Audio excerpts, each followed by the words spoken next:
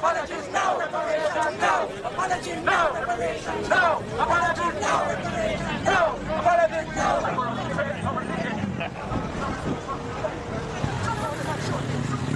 60 years of independence. We have not forgotten, and we demand an apology and reparation.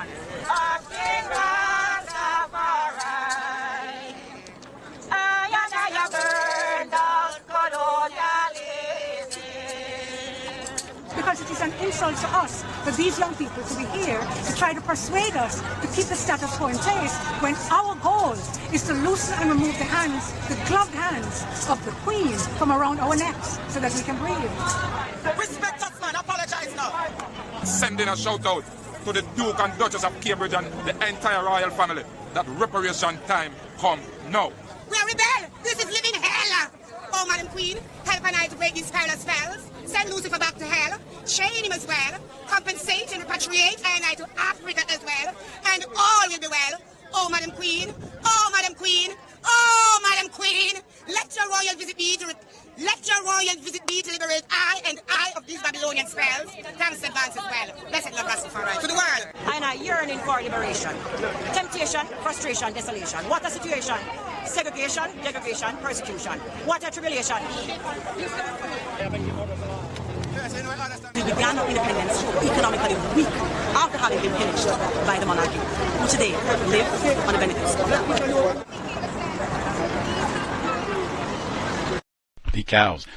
Gus T in for another broadcast, hopefully to share constructive information on the system of racism, white supremacy, what it is, and how it works. Today's date, Tuesday, May 24th, 2022. So I have been told. I have to concede the reason that we are way outside of our normal time slot.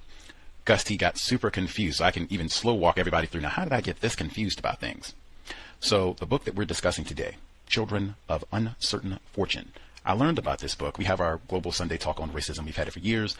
Third Sunday of every month, we have non-white participants from around the world.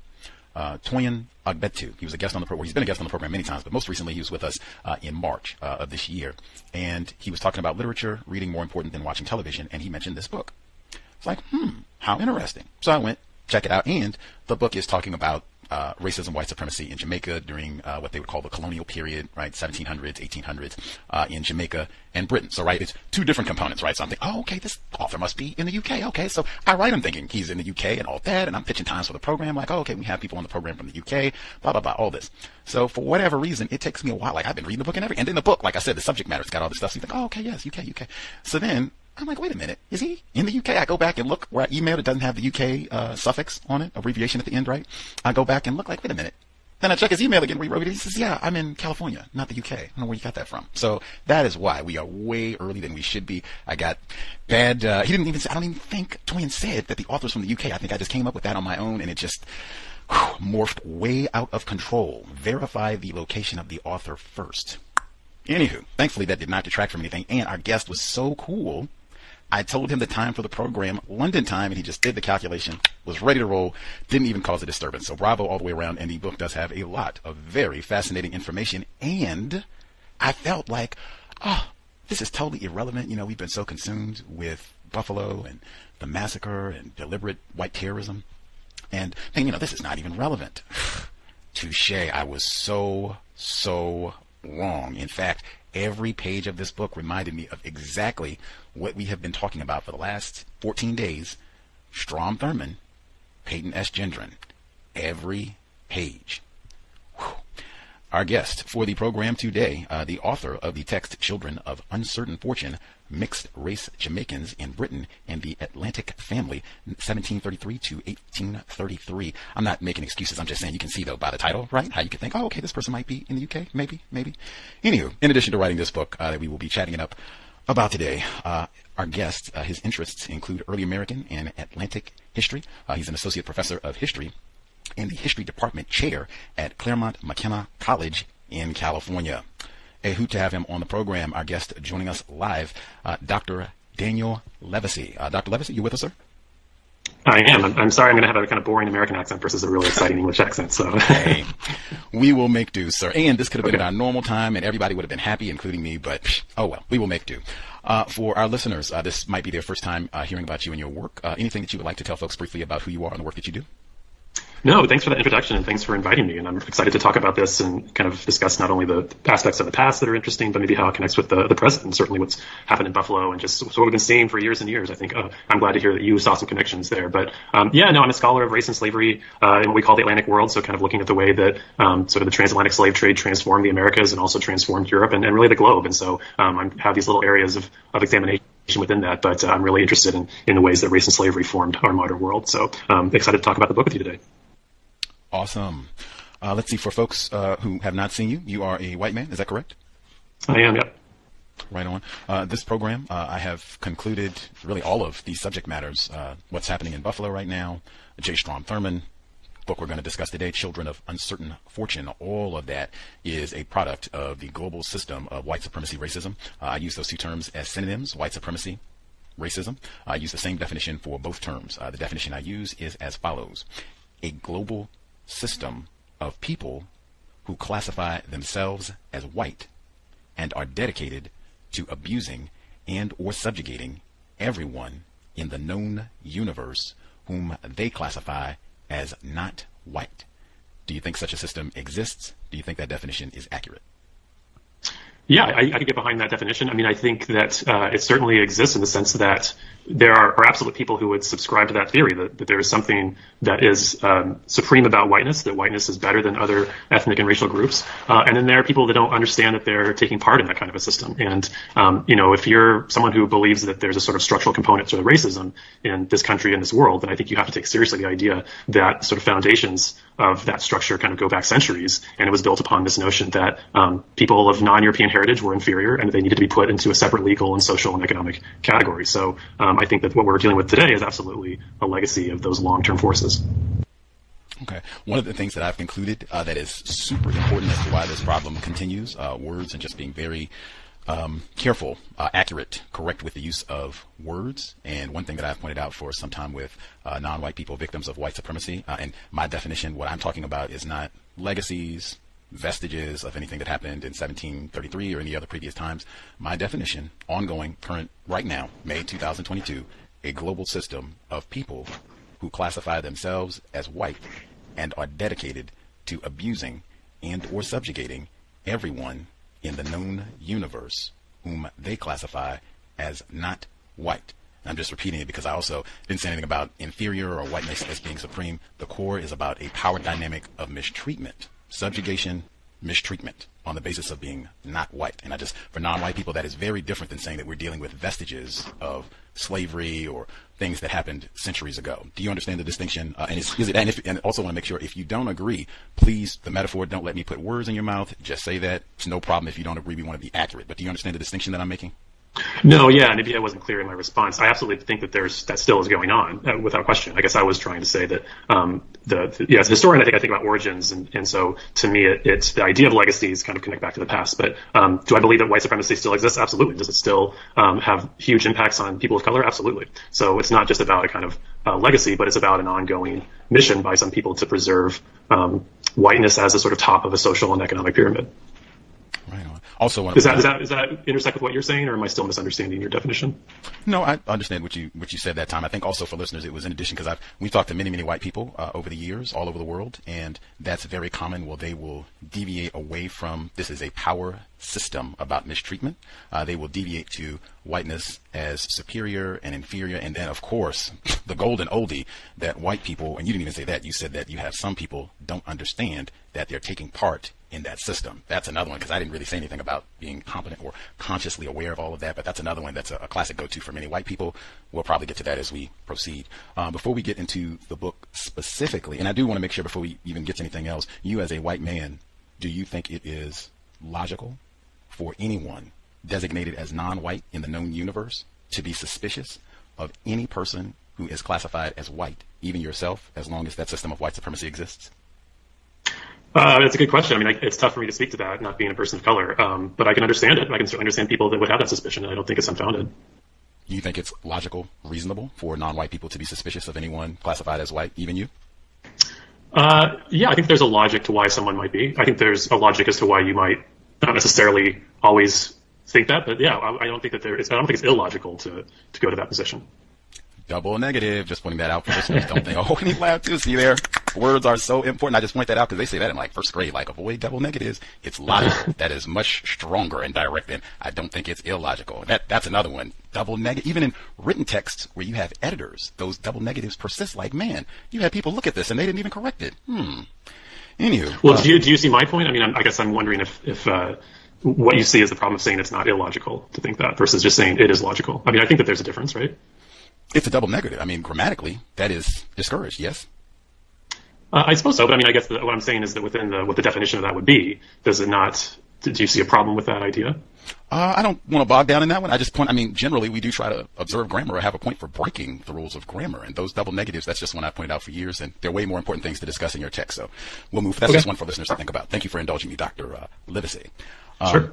The Buffalo massacre, I think how to make sure I get your commentary. It would have been way cooler if you actually were in the UK, but even being in California, actually, I guess the way I'll ask this, in all of the reporting, you certainly can give your thoughts, but in all of the reporting, and now it's been over a week since this massacre and 10 black people being murdered. Are you familiar with Joseph G. Christopher? Have you heard that name mentioned at all over the past week or so?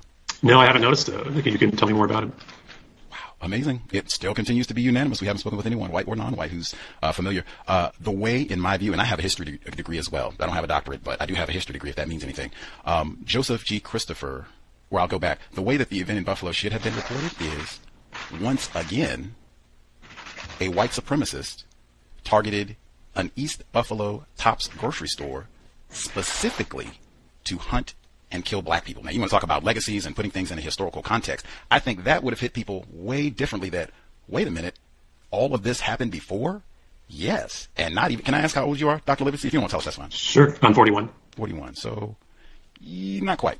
Not quite. Or you'd have been too young for it to matter. So, yeah, basically. Not before your time, but wow. I mean, the book that we're reading in our book club is Absolute Madness. And there's a portion of the text that, I can't even go through and read the whole thing right now, but there's a portion of the text that just at the very beginning, I can't give a page. I'll give you, this is on page 1 of the book, and that even for listeners to think about that. This is, you don't have to go through and read 50 chapters or anything like that. Right at the very beginning, Absolute Madness. Let's see. Bang. Okay. She writes, the light came from the tall overhead lamps in the parking lot of the Tops grocery store directly across the street from her house, brighter and casting a wider beam than the aging street lights that lined the block. The movement came from a single person, a slight figure who suddenly darted through an opening in the fence that separated the parking lot from her street, Floss Avenue. The man, she had an impression it was a male, wore a dark hooded jacket. As he emerged from the fence, he ran across Floss Avenue in her direction. I'm skipping down a little bit. Despite what Barbara Wozniak would eventually tell them about the loudness of the gunshots, police were not finding anyone at the scene who had heard them at all. The entrance to the Tops grocery store was less than 50 feet from where the Buick sedan was parked. And it goes on to talk about this black 14-year-old who was shot and killed in the Tops grocery store parking lot, where they employ off-duty police officers. Like everything that we heard the past week happened in 1980. Joseph G. Christopher, the .22 caliber killer, went to Buffalo, deliberate east side of Buffalo, killed black males. Specifically, he went to Niagara Falls and killed a couple of black males there as well. He even went to Manhattan and killed several black males there as well. He wasn't arrested until 1981. He died in prison, but all of this happened. The New York Times has many, many, many articles of Joseph G. Christopher in handcuffs and being arrested. And, oh my God, he was killing all these black people in blah, blah, blah. Buffalo, same newspapers that are in operation now, and no one that I've seen has discussed this at all. All I can conclude, either, wow, Gus T. Renegade is amazing, or this is deliberate. And sometimes we don't want an accurate historical telling of events. Like I said, this would be way different if, again, East Buffalo Tops targeted by white supremacists hunting. And that's the exact language that they used 40 years ago for Joseph Christopher, that he was hunting black males and dark-skinned non-white males, because he killed a few other non-white males as well. But all non-white males, mostly black males. Your thought, and you said you hadn't heard anything about this. Is that correct? No, that's a new story to me, so I appreciate you giving me that context. Absolute Madness in our book club, Catherine Pellinero, and there are 2 books. That's why I said it's not even an excuse. Like, you could just go to the library and read all the dozens of news reports on this. There are books that white people have written on this, plural. Or sometimes we don't, as I said, we don't want context. I think that's an act of racism to keep non-white people confused about why these type of events keep happening. Mm-hmm. Anywho, let's say people can keep in mind Payton Gendron, because I said that's on every page of this book. Exactly what he was talking about. It's every page of this book. Exact same thing that white people were talking about in the 1700s. Let's see. And since you are in California, that does give me a chance to ask a different one. I started with audio. The royals, they visited Jamaica, and there were a number of black people in Jamaica who were saying, hey, reparations. We don't want to come and, say hi and take pictures and do photo ops. There should be repair for what you all have done. This same conversation has been happening in your state. We did have from the UK Kevin Waite as a guest on the program earlier this year, and we talked about the reparations task force in California, and they have been moving forward, and all of these new events about who's going to be, eligible, black people that are in the U.S. and what have you. Have you been keeping an eye on that? Do you have thoughts on what's happening in your state? Yeah, I've just noticed that it's been kind of progressing forward. I don't think there's been many developments in the last few months as far as I understand, but you could let me know. I know that task force has been kind of studying it. I know that they've been trying to assess it from multiple directions and assessing not only sort of issues around African American slavery, but also with what's happening to the indigenous populations in the 19th century in California. So you probably have a better read on sort of what's going on in the specifics of that task force. But the LA Times certainly reports on it occasionally, but it's not a kind of front page headline often. And so, to be honest, I don't feel like it's getting much attention right now, at least. I think so much of the news is still dominated by things like COVID, housing insecurity, the Ukraine. I think a lot of that is washing out, or probably intentionally, people are trying to bury some of these discussions around reparations. So I don't think it's actually come to the fore as strongly as it could. That's interesting. Is that perhaps an omen for the type of support that this is going to receive, and whenever they come forward with whatever the next steps are going to be?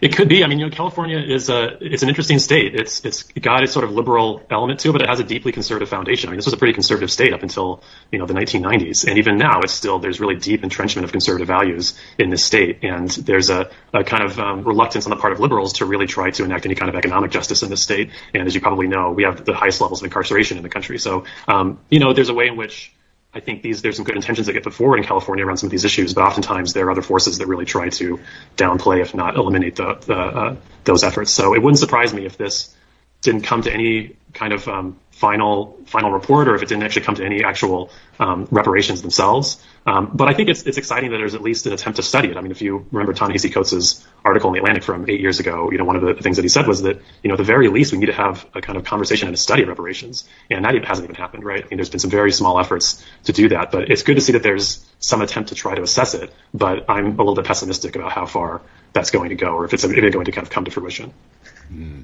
I am pessimistic as well, for a number of the same reasons. That's so funny that you mentioned Ta-Nehisi Coates, because I was kind of unequivocal about whether or not I was going to ask this. But since you brought him up, I am familiar. He wrote a number of pieces for The Atlantic, still does, all generally about white supremacy, racism. And in one of those pieces, he wrote that white people are often sincerely and greatly pained by racism, but rarely are they pained enough.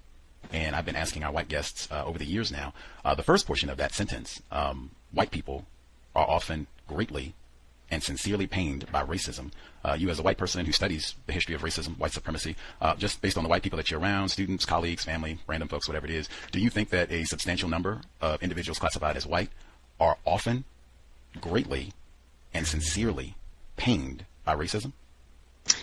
That's a good question. I mean, I think that we have the white community is obviously broken up into lots of different communities, and you have, I think, a sort of liberal end of the spectrum who is probably familiar with Ta-Nehisi Coates. They're probably familiar with some aspect of the history of slavery, some aspect of kind of maybe the issues that are going around in sort of mass incarceration. Maybe they've read Michelle Alexander, but maybe it doesn't, I think, very often translate into actual action. And, there's the kind of slacktivism that gets talked about in terms of millennial generations of going onto social media and expressing outrage in those ways, but not really actually doing anything in particular. And I think that sometimes that can be an issue across the board, that maybe people are somewhat educated in these areas, but it doesn't translate to much action. And then you have people on the other side of the spectrum. I mean, I come from a pretty conservative family, and some of my relatives just think that none of this is really real. I mean, if they watch Fox News, they think that all this is being kind of shoved down people's throats in order to make people feel guilty, but that, things have been proved for people of color, and so what's the big deal? So, I think there's just a big spectrum of experience where some people utterly deny that there's any kind of race problem in America, and that the problem in America is that people talk about racism, and that inflames racism.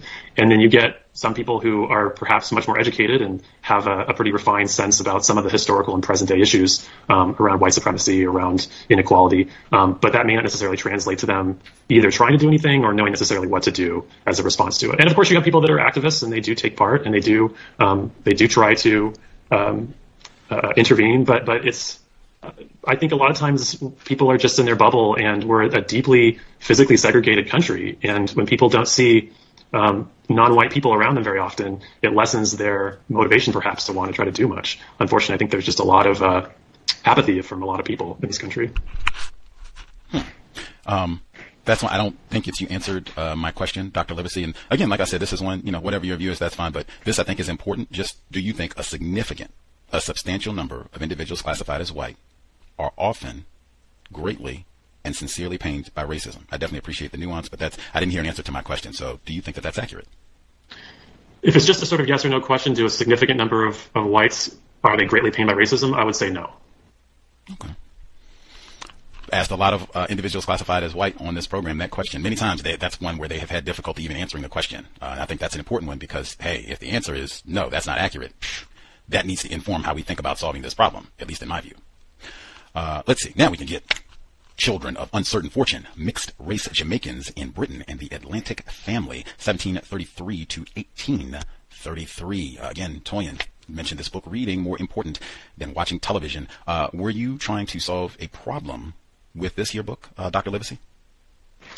I think to some degree I was. It's always hard. I think historians are a little bit considerably nervous about trying to be too interventionist in the present, and I think I share a little bit of that. And especially being a white person, I didn't want to speak for any communities that were not my own. I just wanted to, I think, do two things with this book. Was one, try to, I think, bring to light more stories about people of color in the past, that at least the fields of 18th century history in the kind of British world and the Atlantic world are really dominated by white people. And I wanted to be able to expand the cast of characters that people could read about and learn about, and kind of look at a variable of experiences for people of color, not just only those who were enslaved, which is obviously the sort of central story about the Atlantic world in this period of time, but to look at some other lived experiences for people of color. And so that was kind of one of the first things that I wanted to do. And the second thing was, in Britain today, I mean, there's a big struggle around issues around the nation and around belonging and around immigration and around race. And for decades, black activists in Britain have been trying to kind of bring to light the inequalities that exist in that country and the sort of racism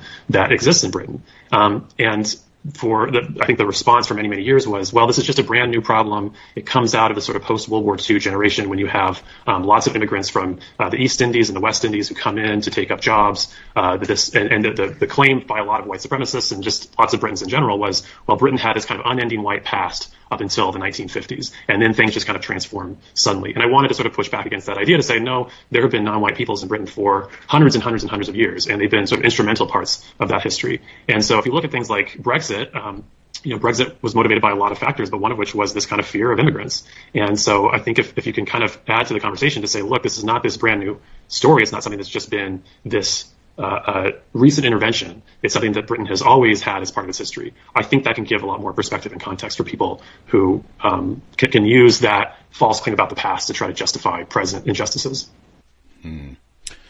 The spirit of Dr. Francis Cress Welsing, White Genetic Annihilation. You see that all over what Payton Gendron was saying in Buffalo, and replacement theory, so-called. See that with Brexit as well. Too many non-white immigrants, dark people, Syria, and Africans, coming in here. Yikes, gotta do something about this. Control our border. Same type of rhetoric that we heard from that guy who was in the White House for a while. Might be in the White House again, perhaps. We'll have to see. But very common. Some of that same, as he said, some of that same rhetoric on every page of this book at times, it seems.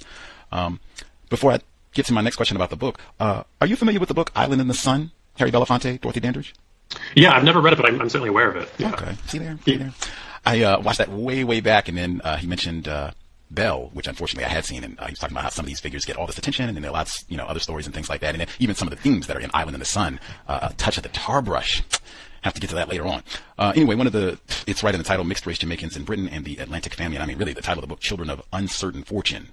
That kind of tells you all you need to know. And again, we were just reading S.E. Mae Washington Williams' Dear Senator. Now, you want to talk about children of uncertain fortune. There you go. Same story, just U.S. side of it. In the book, you talk about the non-consensual power dynamic that is inherent in these sexual pairings between mostly white men and non-white females, black females. This is rape, yes? Generally speaking, that's what we'd be calling this? Mm-hmm. And I think this is important. S.E. Mae Washington Williams, now her mother, Carrie Butler, and it's the exact same thing because she worked in the house for J. Strom Thurmond, but she was a child. And you see the exact same power dynamic of, or I mean, even if they were the same age, but that power dynamic of an adult white person, adult white man with some teenage black child who's, I mean, like the double whammy, black child or a black slave, that I think is so important, and that gets greatly minimized. Even we got a nonverbal response from Dr. Livesay when I asked about rape. That gets greatly minimized. In fact, that's the whole reason we just read Essie Mae Washington Williams, because a different white historian wrote a book about J. Strom Thurmond and totally left out. And it's exactly the same story. White people doing all this complaining. Black people are going to take over. Oh my God, black people are going to take over. We're outnumbered in South Carolina. What are we going to do? And they're going to rape our women and take over, blah, blah, blah, to write all that and leave out, oh yeah, by the way, Strom Thurmond raped a 15-year-old black female. When he did know this information and just didn't include it, that's the whole reason that we read her book. And I just, in my view, the fact that it's not just rape, it's child rape. That not being emphasized is a major component of white supremacy racism, because many times these get talked about as though this is some sort of romance or what. This frequently child rape. In fact, let me read one portion from your text before I get your response to that. This is, I'm skipping way forward in the text. This is, I have the e-version, so for me it's page 414. For folks who have the actual physical text, it might be a little different. Let's see.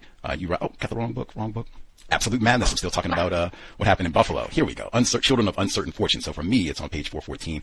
For folks who have an actual physical copy of the book, I'm sure it'll be a little different. But you write, the child aspect of this all. Openly accepted extramarital sex, to say nothing of interracial intimacy, violated many Britons' sense of propriety. But the added political pressures of abolition galvanized those worries. Evidence given in the Parliament by anti-slavery activists between 1790 and 1791 noted that white overseers effectively used black workers as prostitutes and thus diminished their reproductive capacities. A 1790 account of Caribbean customs similarly railed against the practice of whites keeping black and mixed race mistresses who from their youth up are taught to be whores. And that's all in quotes. Youth up taught to be whores. But just, am I in error? Because I think this is really important. This is child rape that we're talking about generally. So are you asking if that's what I'm talking about in the book? No, my point that what we're talking about in your book, that what we're talking about frequently is child rape, and how that needs to be, in my view, front and center, and even how that gets minimized frequently when white people write about this subject matter. That's what I wanted you to respond to. Sure. Yeah. Well, so I think the second or third page of the book, so if you're critiquing the way that I present this, that's fair. We can talk about that. I think the second or third page of the book, I say that these are, this is sexual violence. I mean, this is absolutely cases of rape. And this is the way that, terror and violence are enforced on an enslaved population, right? There's many ways to do that. And one of those ways is through sexual violence. And, I think certainly you could critique the way I talk about some of these relationships in other regards. What I say is that I don't consider any of these relationships consensual by any means. But one of the things I do talk about is the ways in which some free women of color, and perhaps some enslaved women of color, within those incredibly restricted bounds, are trying to balance a way of providing a pathway for their children to become free, and perhaps even providing a pathway for themselves to be free. And so I think if the critique of my book, which is fair, you can certainly critique it in those ways, is that it's minimizing that aspect of rape. I think what I'm trying to show is perhaps the small degree of agency that women in these horrific situations might have. But one of the things I try to emphasize is that this aspect of these interracial relationships are ones that are wholly exploitative and absolutely get categorized as rape. In a general sense, I'll get to your book specifically, but in a general sense, is that critique accurate? That frequently, almost without fail, when white men and white women write about this subject matter, is that minimize the fact that this is child rape that we're talking about? Is that accurate? I think it gets minimized. Probably, I think that's changing. I think that there's been more sensitivity to the fact of calling this what it is. It's hard in some cases to know what the ages are of some of these women, but it's certainly, I would imagine that for most of them, as far as we can tell, they're pretty young ages. Absolutely. We just had J. Russell Hawkins as a guest on the program. His book was published, I believe, in 2020. In fact, it might have even been 2021, but super recent. And as I said, he doesn't even mention that Strom Thurmond raped a 15-year-old, much less talk about it with, hey, this is child rape. I'd say it's almost without fail. With your book specifically, you do have non-consensual, power dynamic, violent, absolutely. I think there are times even where it's, child rape. Just saying that, I think we want to talk about making things plain. Child rape. I say that all the time. Jerry Sandusky, Thomas Jefferson. This is Strom Thurmond. This is child rape. We would talk about this way different if we're not slipping into this as a romance and mixed race. Child rapists. And it minimizes the age. We're not talking about somebody with so-called agency who is 20, 30, 40. When you're talking about somebody who's 14, 15 for Carrie Butler, I think a whole lot of people would think about this way different if child rape was how this was classified every time. Sure, absolutely. And the other component that I love, man, oh man, did anyone present with you like, hey, Dr. Livesay, your book is what they call it, heteronormative. Black males certainly had to be sexually abused in all of this. Why do they get no treatment in this text? Sure. I mean, the black males, in terms of the aspects of rape that you're talking about, that wasn't really central to the story that I was telling, and so it doesn't come up. That's a history that's really hard to study, and it's one that historians have just started to probe, at least in terms of Jamaica. The sources are really few and far between, but absolutely there are cases of this happening. And so, with a book you make certain choices, and for me that story was one that perhaps could have given some context to it, but it doesn't really relate exactly to this idea of these kinds of families that I'm trying to talk about who are going off to Britain. I see. Okay. Are you familiar with the book, The Delectable Negro by Vincent Woodard? No, this is great. I'm getting some great book recommendations. I appreciate it. Tell me more. Happy to do so. I've been saying it's in my top 10. This book gets referenced so frequently, it might have to get bumped up to top 5, which is horrible. That means a reconfiguration. But why is this book in Gus T's top 10? Number one, let's give the full title. The Delectable Negro, Human Consumption and Homoeroticism in U.S. Slave Culture. Title alone is reason to be in top 10. Now, dig down into particulars. I get to bring this book up so many times. One of the main figures in your book, Olaudah Equiano, is one of the main figures in Delectable Negro. This is one where he talks about people will look at the same source and miss it, where it's right there. What does he say about Olaudah Equiano? Equiano first encounters white cannibalism through romantic love and companionship with a young white male shipmate. Richard Baker appears in Equiano's narrative and life as a type of young chivalric prince, working off the stereotype of the African race as effeminate compared to the more masculine marital nature of the Anglophone European. Equiano reconfigures the codes of chivalry by casting himself as a type of male princess and Richard as the saving prince. The Negro was, after all, thought of as the lady of the races, a more effeminate species compared to the Anglo-Saxon. As a specimen of the effeminate species, Equiano fits perfectly into the arms and racial mythology of his white suitor. Richard Baker is an American slave master, a young lad with an excellent education and a most amiable temper. It seems in Equiano's eyes unimportant that Baker owns slaves back in the United States.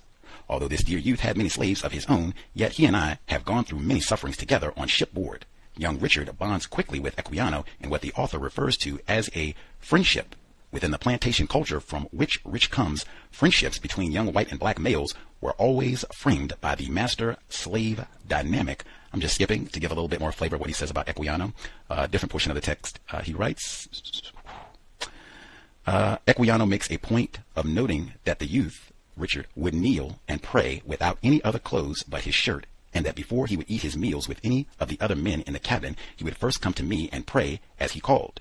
An incestuous intimacy develops between the youth and his African instructor.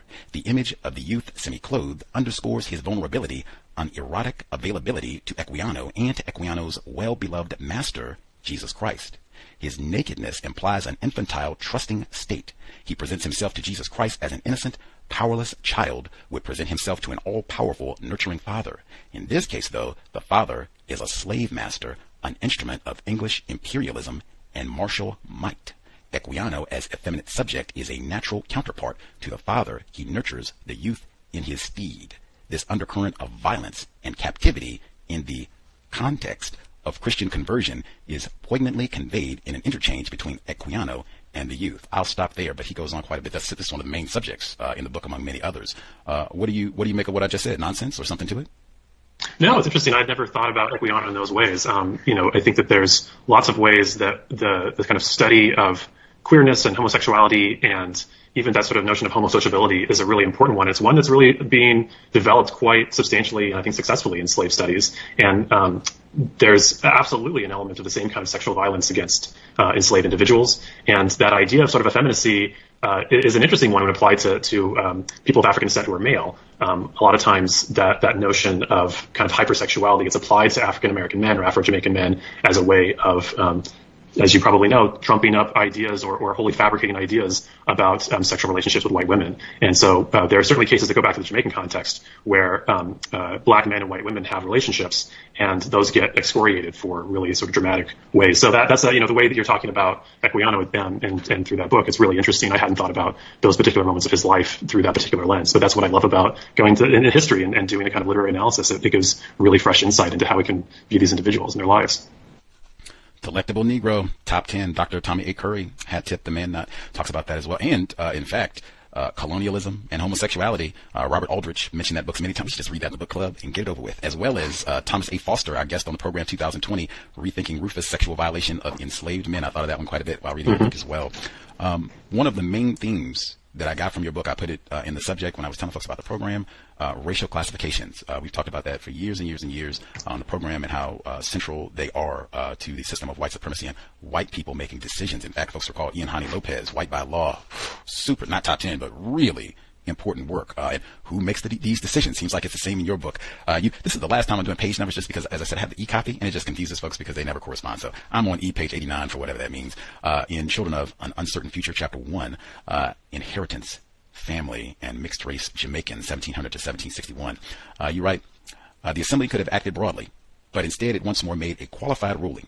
Immediately after reading the complaint, it decided that the Goldings as mulattoes lacked the franchise. On its face, this was a comprehensive decision with tremendous repercussions.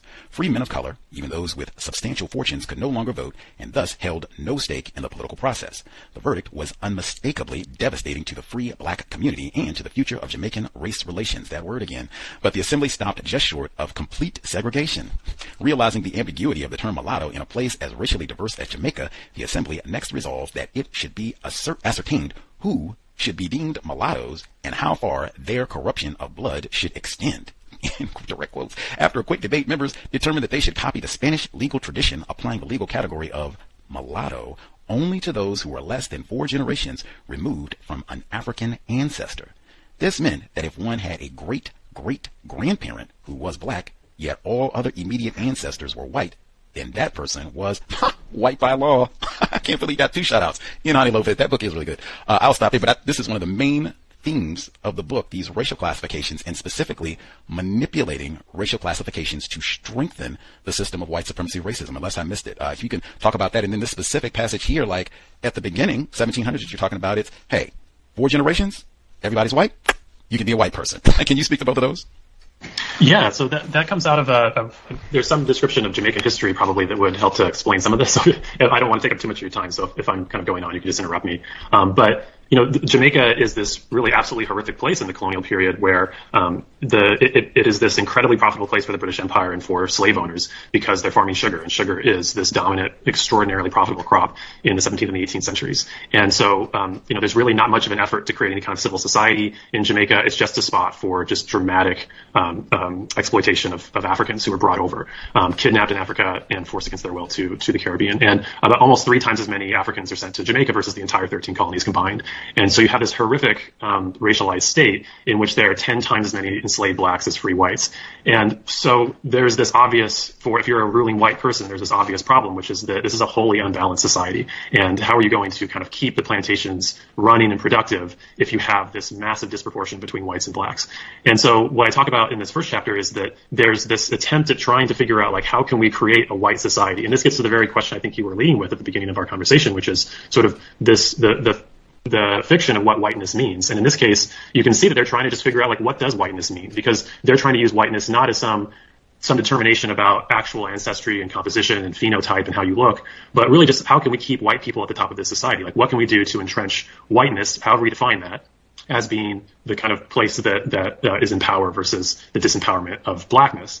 And so what they decide is that they are not going to have a kind of one-drop rule of racial designation, that they are going to tolerate this very small portion of society who does have African ancestry, but otherwise has a pretty elite background, that they are going to include them in this notion of whiteness. And so that's where we get to the 1733 moment that you're talking about, that you highlighted in that quote, which is that there's this very elite man named John Golding, who's a mixed-race man, and he tries to vote, and his neighbors basically just want to disempower him for whatever reason, and most likely because of his African ancestry. It could have also been because of conflicts between them or what have you. And so the legislature, which is entirely ruling whites, decides that they're not going to allow people of African heritage to have the ability to vote. But they also realize that this is going to perhaps be a problem for this sort of small but important group of mixed race people who look virtually white in their minds and who have a lot of money and a lot of power, but more importantly, are allied with ruling whites in the subjugation of enslaved Africans. And so they sort of cut the Gordian knot in a way by saying,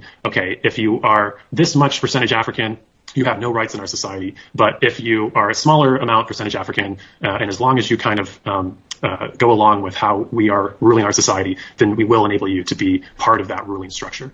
And so it just calls into or puts into relief the kind of fabrication of what this notion of whiteness is, and what the role of whiteness is. And the role of whiteness is to perpetuate slavery and to perpetuate abuse.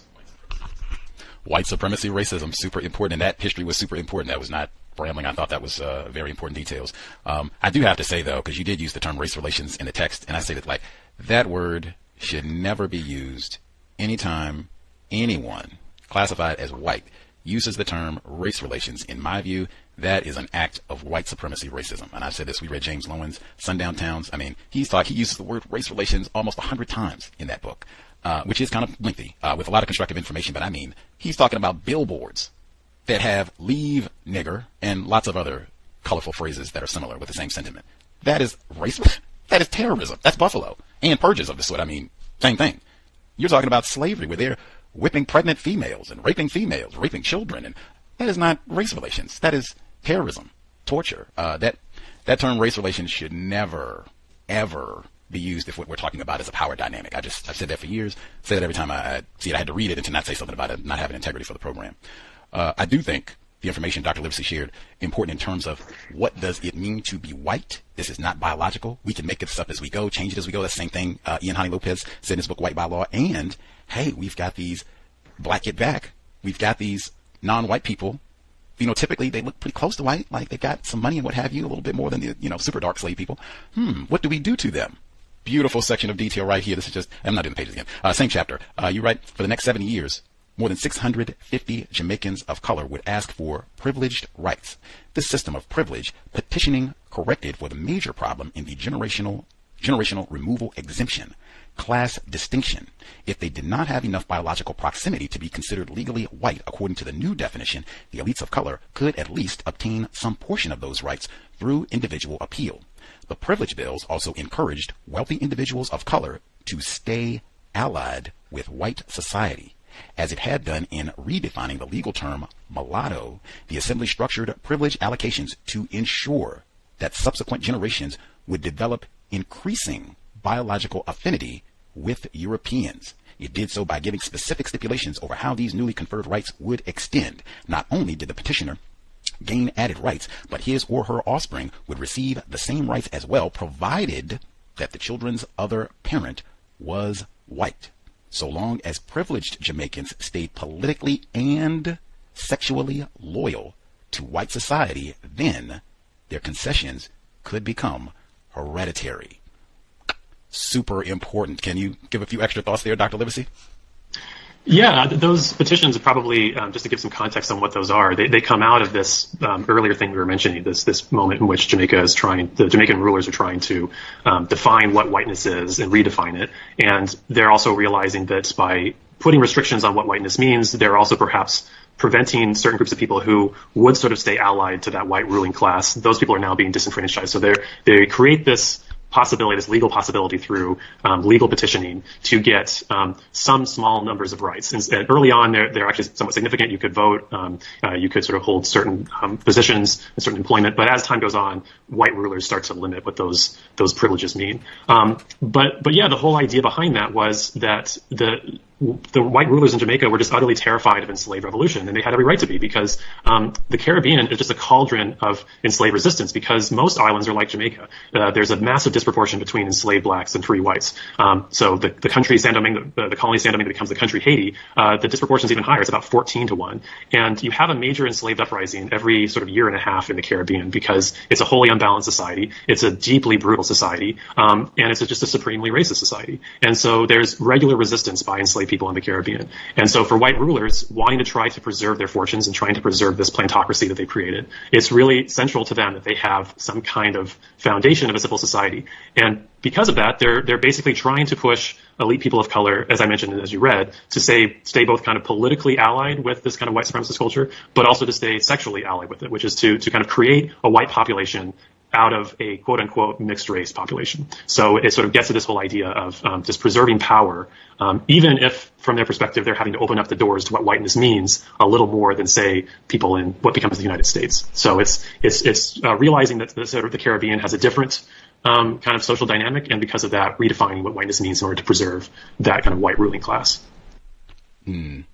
That becomes really specific in, I'll just say that for Tacky's Revolt. That's, super important point right there. Again, our guest, the chair of the history department at Claremont McKenna College in California, not the UK, Dr. Daniel Livesay. You did say we could do a little pushback on some of the ways that you describe some of these sexual arrangements, tragic arrangements in the text. This is still in chapter 1. This book is kind of chunky, but it does have a lot of information in it. I guess if we have folks who, we have so many listeners, folks in the UK and other places who do have connections to the Caribbean and or just trying to understand white supremacy, racism globally, this would be a good book to add to your collection. Absolutely, if you have, connections to the Caribbean in your so-called family. Still in chapter 1, you write, moreover, white men on the island continue to engage sexually with women of color, undeterred by changing attitudes towards matrimony and family. Most of these encounters were part of the violence of slavery. They were crucial to the method of control in that system. Thomas Thistlewood, who arrived on the island in 1750, preyed on enslaved women throughout his life with little consideration of their own wishes. His attacks reminded women and men, both on his plantation and off of it, of the enormous power he wielded, not race relations. Yet some interracial relationships, including at least one of Thistlewood's, operated as a quasi-normative marriages. Enslaved and free women of color could leverage a romantic attachment to obtain favors. In many cases, these could be minor tokens. In other ways, they could lead to emancipation for themselves and their children. These unions retained the unequal power balance inherent in such a racially exploitative society, but they nevertheless occasionally offered greater agency to female partners and a modicum of mutual family obligation. If the mothers of mixed race individuals could bring white partners more closely in line with recognized forms of kinship, then they had a greater chance of advancing their children in Jamaican society. And that's when where I would offer, some pushback, like just the tackiness, like in a lot of different spots. I mean, it's the tackiness of the system, but this is when we're at child rape. Or I'll even put it this way. Let's see if I'm being too critical, if I'm not being logical here, where you say enslaved and free. Now that even says a lot right there. Now, enslaved and free women of color could leverage a romantic attachment to obtain favors. Let me ask it this way. Could a quote unquote free woman of color decline any sort of sexual advance from a white man, white woman, white child in Jamaica without repercussion? No, yeah, I think that's absolutely a case where they don't really have those options.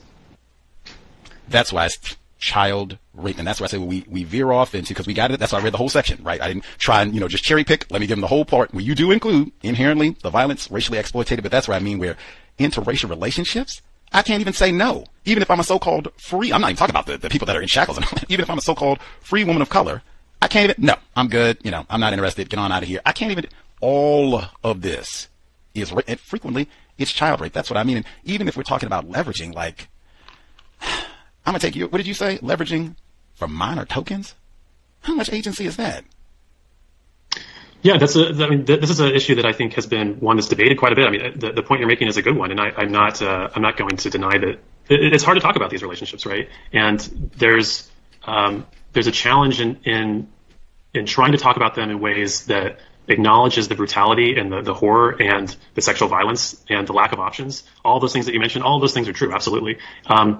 But at the same time, there's lots of debate within scholarship around this. It's not as if I think this is a particular thing that I've done or that there's full agreement about this. But how do you try to tell the story of an enslaved woman or a free woman of color that allows her to live in this world where she not necessarily is making choices that are fully available to her, but she's trying to navigate that system, and it's a challenge. And of course, I'm not going to discount that I wrote this in a perfect way or that I was able to kind of convey those relationships properly. But when you read the sort of letters from these women, when they have the opportunities to write letters, is that you see that they're trying to navigate these relationships in some ways. And so I think that fundamentally what you're hitting on is just the ultimate challenge about writing about slavery and writing about any kind of attempt of enslaved people or free people of color having kind of an impact in their own life. So I take your point. I'm not going to push back too hard against it. I think that what you're saying is true. But I also think that once you kind of acknowledge that, I think there is something interesting in trying to consider how people of color are trying to structure their lives within this really deeply brutal system. Context of white supremacy. Again, child rape. I think that alone, just calling things what they are, child rape, I think that would greatly help us in trying to process and do the mathematics of how much agency does one have. If you're going to be raped, make the best out of it. Make the best out of any children that come from this child rape. But I think that would, as opposed to, because they make tacky books. We've had non-white authors come on, they write whole tacky books, plantation romance and all the, oh my God, that's what they said about Strom Thurmond and Carrie Butler. 15, 23, I said really it could be 25 and 25, whatever, but 15 and 23, white man and black female, she can't say that. She's also a free person of color. Carrie Butler at 15, and this is a romance. It does not. Well, I would not describe these as romances. I don't think I did describe them as romances. They're described in the literature as romances. Those aren't ones that I wouldn't apply that label. You did say romantic attachment. That's, now really. Anywho, and even more to the point, I can just skip ahead to the next page. I love it when I don't have to say anything. I just read the book to make my point. Skipping ahead, you write, make sure I give it. In 1748, the Assembly allowed children, both male and female, of 8 years of age and upwards to save deficiency. This indicated a greater interest in established families settling in Jamaica rather than simply adult males. Less than a decade later, the Marriage Act's effects became apparent. Jamaica's 1757 deficiency bill included an allowance that every man's wife and each of his children born in wedlock shall be allowed to save a deficiency, considering that almost no white men married women of color, despite its legality.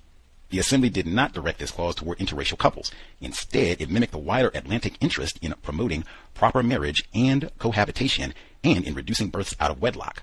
White, legitimate, that's like synonyms, white, legitimate families still stood at the pinnacle of Jamaica's most desired settlers. That's what I mean about the inherent tackiness. This is not a romantic attachment. If white people aren't marrying any of you non-white people, like this is just, me having my fun and woohoo, taking advantage, exploiting sexually non-white people. This is not, let's get married and do this, unless I'm miscalculating. Can you give any historical context around the deficiencies just to make sure that listeners catch that as well?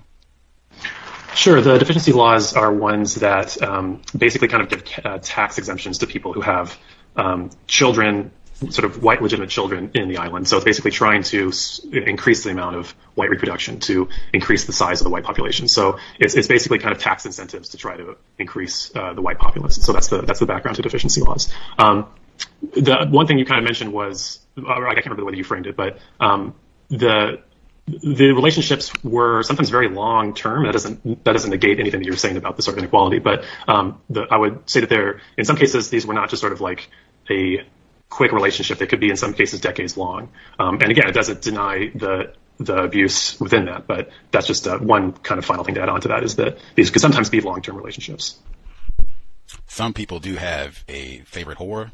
That was the term used in the book. A favorite side piece. That Carrie Butler and Strom Thurmond from 15, they were together for a long time. Thomas Jefferson, Sally Hemings, they were together for a long time. Rape, white supremacy, racism, every day, whether it was 10 years, 5 months. Yeah, I think that is important for the nuance, but that does not change the power dynamic.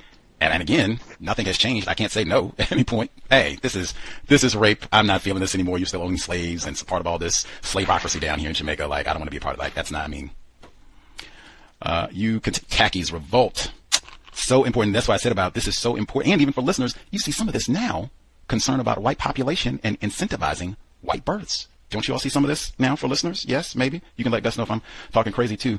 Taki's revolt. I said I wasn't doing page numbers.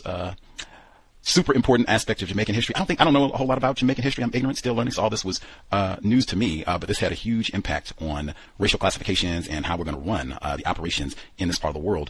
You write, let me see. This, not in the page numbers. Immediate reactions to the revolt, however, did not bode well for racial toleration. Numerous theories prevailed about the origins of the upheaval. One rumor attributed the start of the conflict to a personal slight. Oh, we talked about this before. He mentioned this already. The rebellion in Jamaica of 1760 had its rise from a white servant or overseer having taken the wife of one of this Coromantee people to his bed. In this retelling, an interracial sexual encounter sparked the revolutionary fire. The prominent Jamaican historian Edward Long, in his 1774 assessment, shared this suspicion. Having lived on the island during the conflagration, he reported that soon after destroying the first plantations, the insurgents ravished a mulatto woman who had been an overseer's kept mistress. Such accounts, beyond any potential veracity, indicate that white Jamaicans might have attributed Tacky's revolt at least partly to interracial unions. This version of events helped ignore the inherent violence of the slave system and the most fundamental and obvious motivations for an insurrection. I'll stop there. This was a widespread thing, attributing a slave uprising to they wanted to ravage, they didn't even say white women, mulatto females, yes? Yeah, no, I highlighted that to just show the kind of ridiculousness of this claim, right? It's not based on any kind of evidence. And when you're looking at Tacky's revolt as this really massive enslaved uprising, series of enslaved uprisings, Vincent Brown at Harvard and has written really effectively about that. He has a great book about it. And the reason why I found that passage so interesting is that it really shows the ways in which this obsession with sexuality, with sexual violence, with kind of these sexual interactions between whites and people of color are sort of dominating the way that white Jamaicans are talking about their society. And so even in this case where it's so obvious that we have enslaved people rising up to kind of gain their freedom and to demonstrate just how horrific their lives are, there's still this reduction into a sort of a sexual politics. And it shows a kind of obsession by white rulers with that particular issue. Do you see in your studies, you see the same sexual obsession with black males from whites worldwide? I just said at the beginning, Strom Thurmond, the letters were poor. We read them. They had tons of them. Oh my gosh, the Negro children are going to rape our black students. Do you see this worldwide? And if so, what do you make of this amongst individuals classified as white globally? Yeah, I think it happens maybe perhaps with a little less frequency when we're talking about enslaved revolutions. But when you're talking about kind of lynchings at the end of the 19th century and the early 20th century, so many of those, as you know, are these made-up accounts of sexual violation of black men against white women. And so it becomes this very easy method by which to attack African Americans and to use that in order to punish and kill and maim and go after whole communities. So I think it happens with a little less frequency when we're talking about enslaved uprisings. Oftentimes those get attributed to outside agitators and things like that. But certainly when we're talking about the period of Reconstruction and into the 20th century, you see that happening all the time. And, there's still ways in which it comes about into the present. Dylan Storm Roof, amongst many. Yeah. I think that guy got in the White House talking about rapists at the border and a lot of other ways as well. With Tacky's revolt, regardless of the inspiration, I don't think it was raping mulatto women, but with Tacky's revolt, you talk about how we start to see changes, major changes, like, hey, we cannot have this sort of thing happening all the time. We already talked about massive anxiety. This is a tiny population of individuals classified as white in Jamaica, where they're greatly outnumbered, as you said, by individuals classified as black, and their population just keeps going up, keeps going up, keeps going up. With Tacky's revolt, it's, hey, we got to do something. We got to change some things. And they start saying, hey, inheritances, gotta go. We cannot have all these folks leaving all this money to these colored, non-white people with a white parent, because that's contributing to the problem. Can you kind of give us the logic of why they felt they had to make this change? Yeah, so to kind of go back to that earlier period we were talking about in the 1730s, again, what's happening is there's this sort of attempted experimentation with what whiteness means, and this attempted belief that if you can just sort of empower people who are mostly white, even though they have some African ancestry. Again, I'm using this all with kind of the square quotes of what whiteness means. But if you can have these people who have a little bit of African ancestry, but are still mostly white, mostly European, then that's okay. That fits our need for a kind of white settler society that can push back against and at least kind of keep control of an enslaved population. But when Tacky's revolt happens, there's this proclamation, at least amongst many of the white rulers, that one of the reasons why this revolt happened, amongst the many other excuses that they use, is that there's too much familiarity between whites and blacks, and that slave owners have in fact been too indulgent of enslaved people. Again, there's just this total refusal to try to acknowledge how brutal slavery is, and because ultimately that threatens the whole plantation system to acknowledge how awful slavery is. So instead they have to find these other supposed reasons, and one of them is, well, there's too much interaction between whites and blacks, and so the white legislature starts to go after interracial relationships and saying these sexual relationships, saying we should not have this kind of population of color who has both European and African ancestry because they have divided loyalties. They're not fully white. They're not going to be able to really take part in white society in the way that we originally had thought, and they're getting these huge inheritances from their white fathers, because these sugar plantations are incredibly profitable. What can we do to prevent them from gaining too much economic power? Well, we have to limit how much they can inherit. And so there's this law that's passed the year after Tacky's revolt, which says that illegitimate children of color can only inherit 2,000 pounds, which at the time, it's not an unsubstantial sum. You can still live pretty well off of that, but it's nowhere near the inheritance that people were getting. People were getting 50,000 pounds, 100,000 pounds, just huge, enormous sums. And so what it's trying to do is it's trying to kind of limit the economic power that this free population of color is slowly accruing over the course of the 18th century. And so it's, again, just an attempt at trying to retain power within the kind of white ruling class in Jamaica. Context of white supremacy. I thought that was also, again, just showing how you refine the system. One, you can't be ignorant about racism, white supremacy, and then going to make all of these changes. But to be able to refine, make changes, and even look at this, I think you were writing in the book specifically to say, hey, we have to make the distinctions between individuals classified as white and all of those who are not. We have to make this distinction greater. We can't have it where we've got these folks who are racially ambiguous, and are they with us? Are they not with us? You've got to cut all that and make it really clear what it means to be white and where the line of demarcation is. Did I read that correctly? Yeah, that's the right way to summarize it. Context of white supremacy. This is a few pages later, and we're still in chapter 1. That's why I said there's so much detail.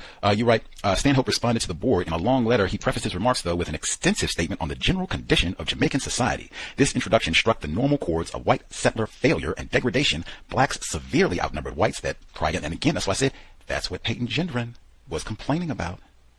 The white population continually decreased. The island did not contain enough European women. And this is all in quotes. Mulattoes, especially the females, controlled the colonists, dissolute minds, and so forth. Here, even at the behest of Jamaican officials, Stanhope painted a conventional and hyperbolic portrait of debauched white Caribbean society, one familiar to most Britons. Although Jamaicans had been tasked with preventing their posterity from being overpowered by mulattoes, Stanhope declared the mission abandoned. Now, you include, a lot of exaggeration going on here, but there is a consistent theme of, man, these white settlers, you're supposed to be going over here, you practice white supremacy racism, you run the plantations, you get up the population of white people and all that, and instead you all are over here frolicking around, raping children, and producing all of these no-count monkey mulatto children and what have you. Man, this is a disgrace. You're not even being good white people. How widespread was this sentiment about what was happening in Jamaica? Yeah, there's this general belief in Britain at the time that Jamaica is this really horrific place, less so because people in Britain are sympathetic towards enslaved individuals, and more that it's seen as a place where the sort of European and, quote unquote white population is acting completely out of step with how they should be acting, and outside of the decorum of how Europeans are supposed to act.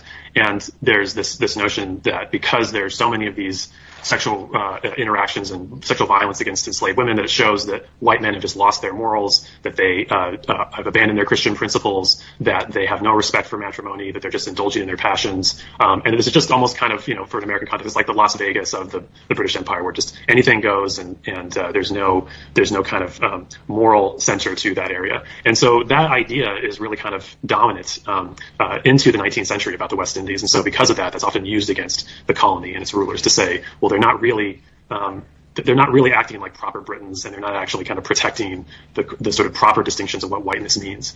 So this kind of gets into, again, sort of this idea of just the fabrication of what whiteness is supposed to be and who belongs in that category.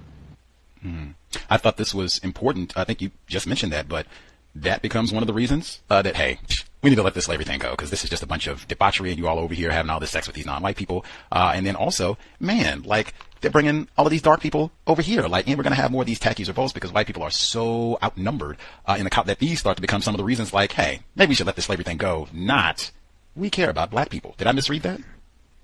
Well, I don't think that they're wanting to let slavery go because they think that Jamaican whites are not running their colony properly. I mean, there's lots of reasons why emancipation occurs. One of which is that the British Empire simply realizes that they can turn to exploitated labor outside of the Caribbean. So they begin to depend upon the production of cotton in the United States, which is just produced by a different group of enslaved people, and they turn to the East Indies, where there's tremendous exploitation of the populations there. And so there's just sort of new markets that enable the British to slowly kind of turn their eyes away from the enslavement in their own empire. It's not, I think, one could say that there are certain groups of people that do have a sort of reform humanistic mindset about the problems of slavery, but the reality is that economically it becomes quite easy for the British to no longer depend upon West Indian slavery by the early 19th century. And so it's not really humanitarianism that drives that. It's really kind of the economics of the global economy in the 19th century. Different method of practicing racism. Sure. Context of white supremacy. Sliding over chapter 2, early abolitionism and mixed race migration into Britain, 1762, 1778. This is examples of this latter category were individuals recorded as the natural or reputed offspring of a white father. The terms natural and reputed denoted illegitimacy, which almost universally meant children of color in the case of Jamaica. Now, wow, I said before, legitimate and white are synonyms, and then, wow. Anyway, most of these children, were also noted as the sons and daughters of housekeepers, in quotes, who were with little exception free or enslaved mistresses of color. Pause again, that was Carrie Butler, 15. Essie Mae Washington Williams' mother, J. Strom Thurmond. Continuing, among all wills, these legacies for British-bound Jamaicans of color are modest. After all, the majority of mixed-race children not only went unacknowledged in a will, but unacknowledged by fathers altogether. But as Table 2 shows, nearly 1 of every 5 white male testators who cared for mixed-race children in Jamaica either sent them to Britain or desired that they should go. This migration then was not an idiosyncratic and episodic phenomenon, but rather routine practice. And I think there are two important points. You can touch on both of them for us, Dr. Livesay. One, widespread, and this is where, again, where I go back to romantic and all that, child rape. It's synonymous with illegitimacy, and you talk about how this kind of increases through the years, just illegitimate, non-white, all of that means the same thing. Like I said, white, legitimate. And in the second proportion, even though, as you said, most of these folks are not acknowledged in the will or otherwise, you did have a significant, not most, but a significant number of these non-white offspring with a white parent who did get to go across the pond, go to Britain. You even talk about how part of that is a part of the whitening process to get away from the terrorism, white supremacy in Jamaica. So if you could kind of hit on both of those points, Dr. Livesay.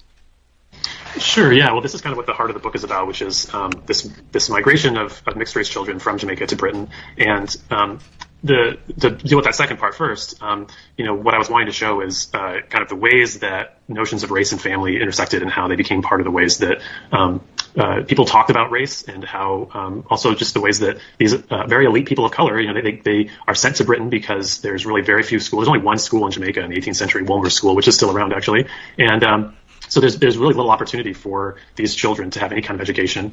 There's intensive racism, as you could imagine, in a place like Jamaica. And there's really not a lot of job opportunities. And so what happens is that a lot of the mothers of these mixed race children basically are trying to lobby their children's father to send their children off to Britain for an education, just to escape the colony, or maybe to get sort of a training in some kind of profession, maybe before they come back to Jamaica, perhaps to become, a planter all their own. It's sort of unclear what their ultimate goals are for their kids in many cases. And so, I followed about 360 or so individuals who took that journey, and just sort of seeing not only kind of what their experiences were, the kind of racism that they faced, not only in Jamaica, but also in Britain, but also sort of what public reaction was to them in this 18th century period, where a lot of people in Britain didn't have a lot of interaction with individuals of African heritage, and especially for their relatives who are now suddenly looking upon a niece or a nephew or a grandchild who looks like their family, but also has African ancestry and maybe has darker skin. How do they understand what all of this means? And so that's really what the center of the book is about, and tracing those children. And it's really in part about the importance of the notion and the definition of family. And so one of the many things that these mixed race migrants have to struggle against is not only the fact that they have this African heritage, which for people in Britain is seen as somewhat disqualifying for them to be part of a white family, but also the fact that they come out of illegitimate unions, quote unquote illegitimate unions, right? They don't come out of parents who have been married. And so in Britain at that time, and in sort of the British Empire at this time, illegitimacy is largely seen as a disqualifying status to have in terms of rising through the ranks, or it can certainly diminish your status. Not in all cases, but in a lot of cases. And so that becomes just one more of a battery of factors that makes it really, really challenging for these Jamaicans when they travel abroad. Context of white supremacy. In writing about it, you said one of the main themes of the book, how these non-white people with a white parent and them making this migration to Britain. You write, and I said this is part of the whitening process. You write, in 1773, George Hall, a prosperous Jamaican carpenter and millwright, demanded of his mulatto son Francis in Britain that if he will marry a white woman, he shall be entitled to 1/3 of my said property, but in case he should live in a lewd way with any, imagine that, now really, live in a lewd way with any woman, he shall only be entitled to only a few slaves, end quote. Hal set the same stipulations for his daughter. He might have enjoyed an unsanctioned relationship in the colonies, but fearful that his children would take similar steps in Britain, Hall regulated their marriage prospects intensely. This prerequisite reflected the importance of matrimony, even if not especially for illegitimate Jamaicans of color. I would say especially. Marriage would bestow the legitimacy these migrants lacked, giving them entree to social respectability in Britain. Moreover, it would reorient the racial heritage of subsequent British descendants. Mixed-race men in particular had little or no chance of marrying white spouses in the colonies. Moving to Britain increased the prospect of a biological whitening of the family line. That's what we talked about before, how you can structure a system so that everyone supports white supremacy, racism. But this is both within the will, and then for your progeny, go across the pond. That way you can get a white woman, maybe, and things will be better down the road. Yeah, and that's really the goal that many of them have, not only because they want to see those fortunes lodged within a quote-unquote white family, but the hopes that those children will then come back and kind of increase the size of the white population in Jamaica. So, yeah, it's really this attempt at kind of social engineering through this population of color that can keep this system of slavery intact and keep that system of control flourishing. This is on page 241, where I keep saying I feel like I hear exactly the same concerns that Payton Gendron has been or was talking about a few weeks ago in Buffalo. This is chapter 2 still, early abolitionism and mixed race migration into Britain.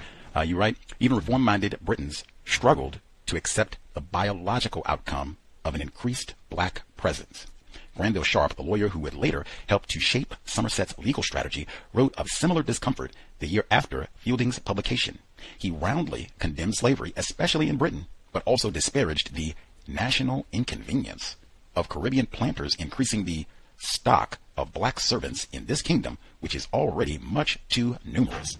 Equally disturbing to the abolitionist was the mixed people or mulattoes produced by the unavoidable intercourse with their white neighbors in England. Thus, even among those advocating for black residents, the issue of slavery in Britain inevitably led to demographic hand-wringing. To them, British slaves did not represent a political threat, but instead a biological one. As I said, this to me sounds very similar. What I was hearing, replacement theory and all that, with Payton Gendron, even Dylan Storm Roof, a lot of these concerns of non-white people, threat of negro domination. Can you talk about this from the Britain perspective and having these dark people invade, how they're seeing it? Yeah, that's a great quote to kind of get us talking about it. There's this really important decision in the British legal system in 1772, and if you've read the 1619 Project, this comes up a lot as part of the reasons why Hannah Nicole Jones believes that that slavery is instrumental for the American Revolution, is that there's this decision in 1772 that says, well, an enslaved person cannot be forced against their will to go back to the Americas. And this is seen as being kind of an anti-slavery decision by the English courts.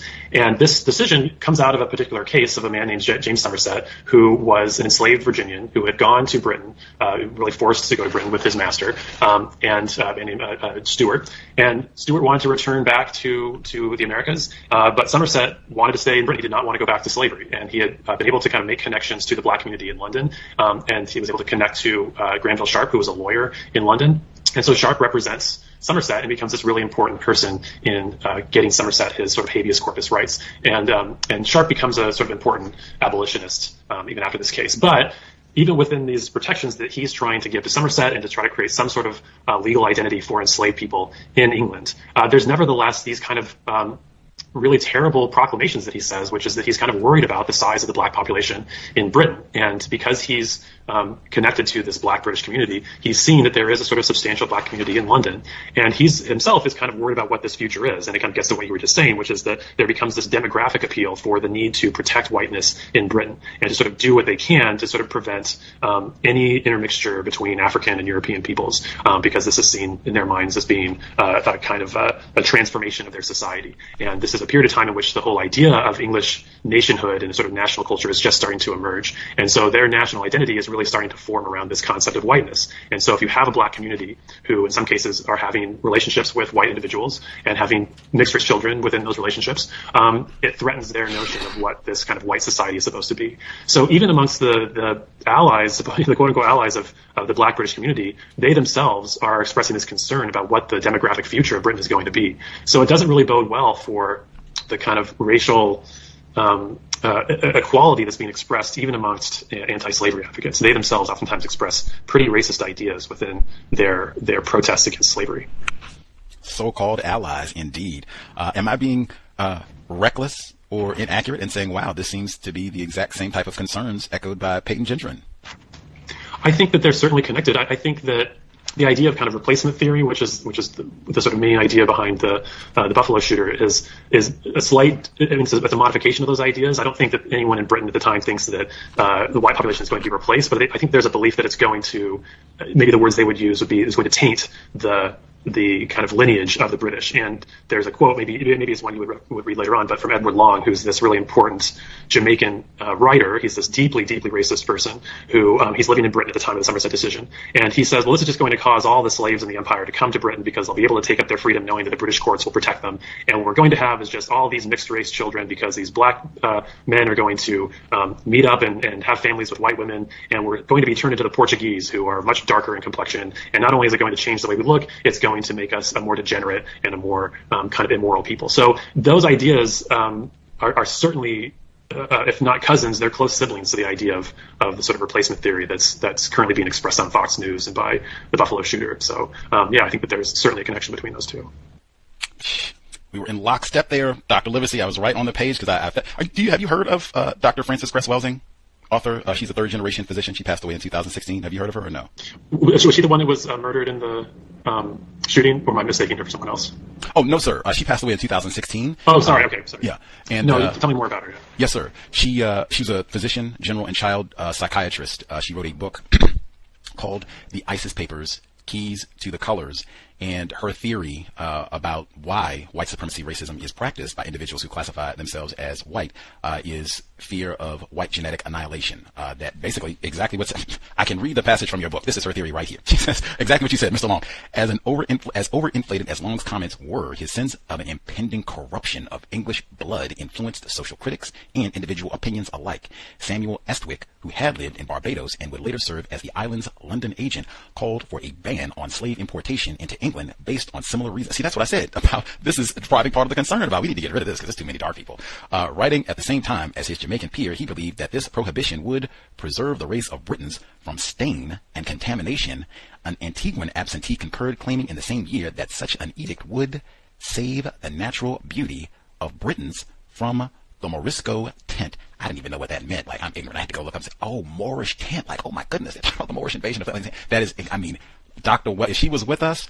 Oh man, she would have the biggest, this is her theory exactly, that this is the reason Buffalo, Dylan Storm Roof, slavery, all of this is rooted in white fear of genetic annihilation from non-white people, and that the reason the shooter in Buffalo targeted black people like Dylan Roof, and like even in your book where you talk about this buffer class of these non-white people who are lighter, the reason for black people, the darkest non-white people being targeted is because they represent the greatest threat of white genetic annihilation to individuals who classify themselves as white. That's her theory. What do you think about that being her reason as for why racism, white supremacy is practiced as a global system? I think that's interesting. I think there's multiple threads as to why white supremacy is practiced, but I think that idea of the notion of genetic annihilation is certainly one of them. And I think on top of it, kind of connected, is this idea of a kind of cultural annihilation, which you see obviously so prominent in this notion of replacement theory, which is that the quote unquote values of the West are going to be slowly eroded through this demographic change. So absolutely, I think that's a central thread to the whole notion of white supremacy in the present. After the American Revolution, did you write about in Britain people classified as white being concerned because now that they were forgive the language, cut off from the American colonists with their huge population of individuals classified as white. Now that they're cut off from that, now they're getting darker non-white people?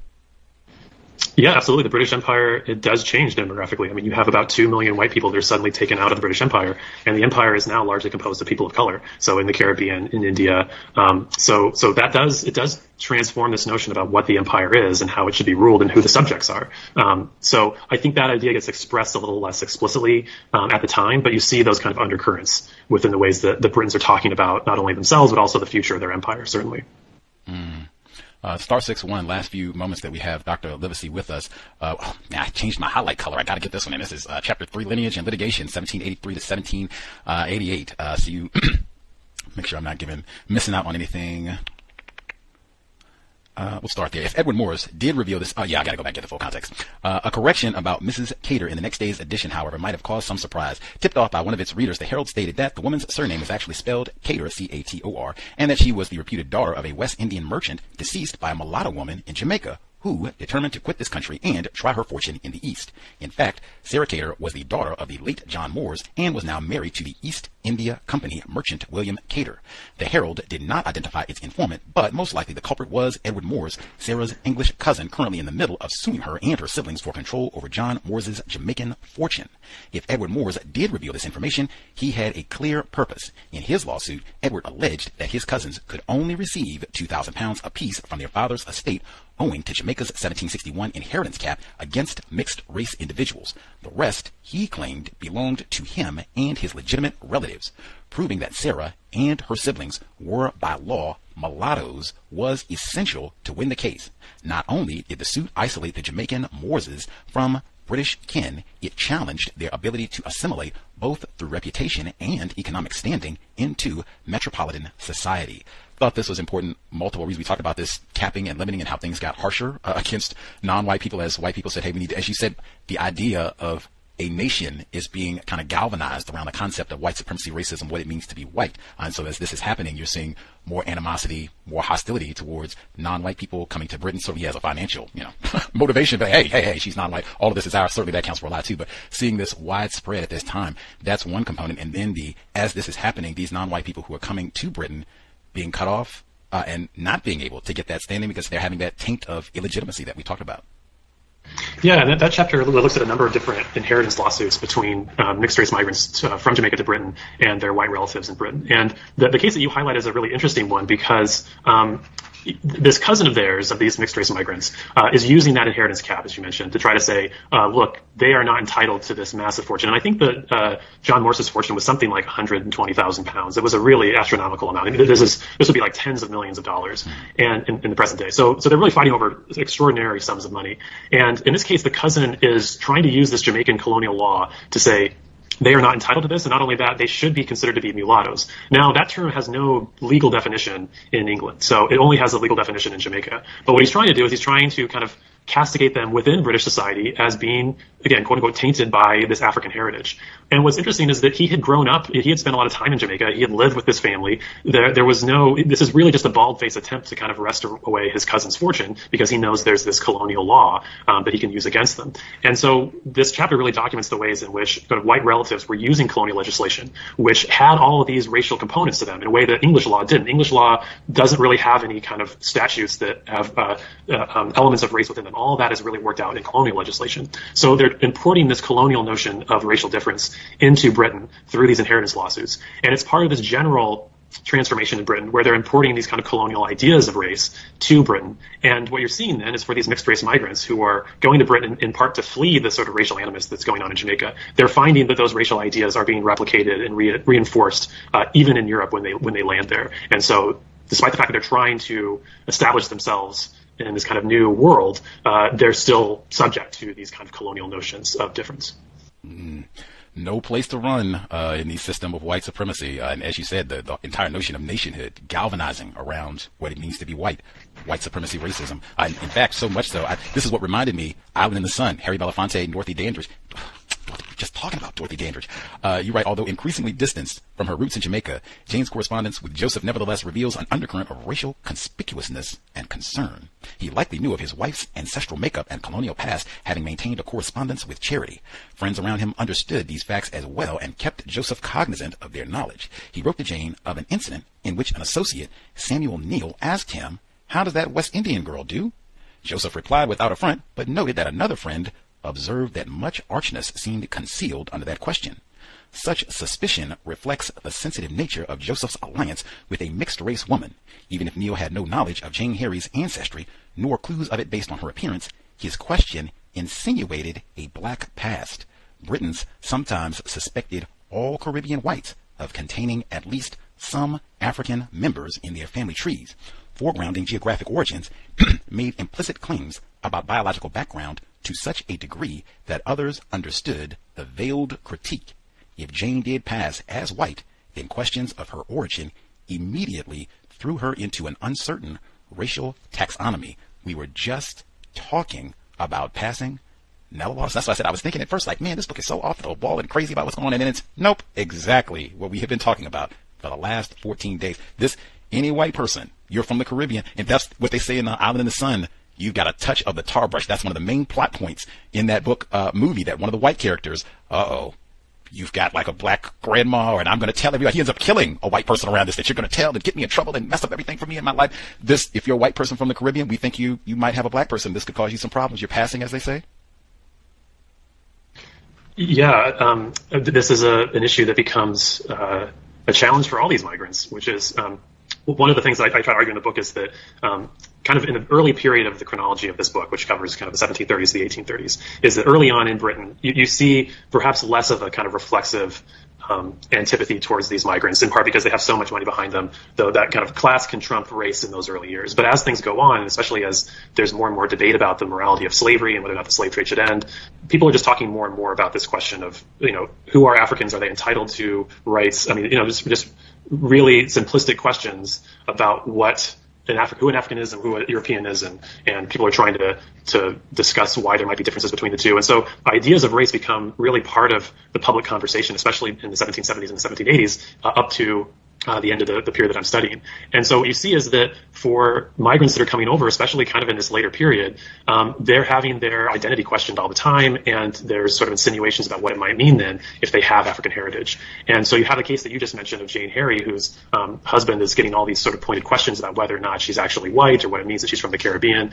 And there are these other interesting stories that I was able to find in the archives. There's one story of a young boy named James Taylor. He's born enslaved. His mother lobbies to have him freed, and then he gets sent to Britain by his father. And he tries to get into the East India Company Army, but the East India Company Army, just a few years before he tries to do that, actually prohibits West Indians of color from joining their officer corps.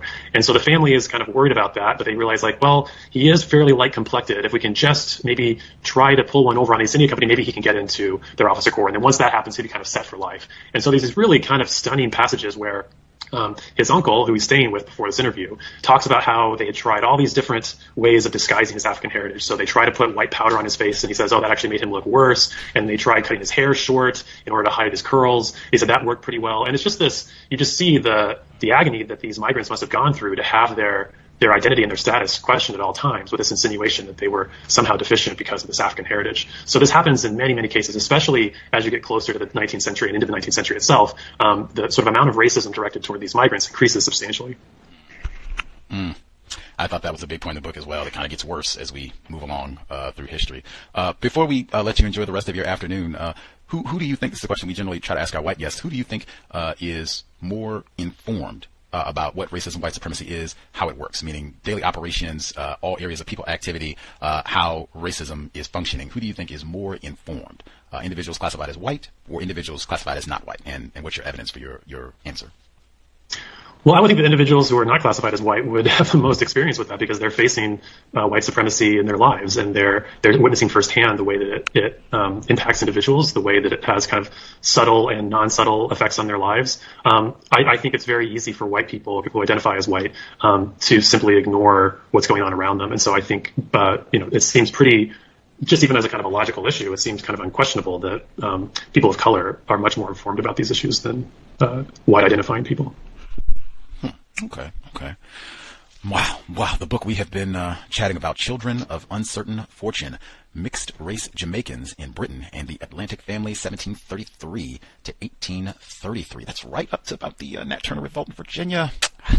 Fast again, have to get my hat tip. Toyin, that's how I got confused. I'm glad I read it, but man, he really did me a doozy there. But Toyin in the UK, totally get the logic of why you read this book. It makes absolute sense. You should too, if you have any connections to the Caribbean or just trying to understand white supremacy racism as a global phenomenon, and particularly the Area 8 sexual component. Lots of information.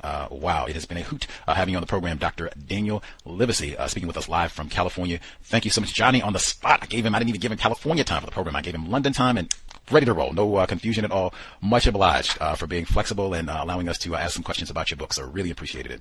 Well, thanks for inviting me. For sure. Context of White Supremacy again, Dr. Daniel Livesay. Thanks so much. Enjoy your afternoon, sir. Take care, you too. For sure. Evening, afternoon. We'll speak to you. Context of White Supremacy. Man, that is my fault for being out of our normal time, because I think we probably could have, he's in California, we could have probably picked a day where he would have been available at our normal time, where folks could have got questions in, because I'm sure folks would have been curious. I know we have lots of people, Toyin Betu in the UK, and Andrew's been with all those times. We have so many people who have connections to investors in the Caribbean, no less. My bad.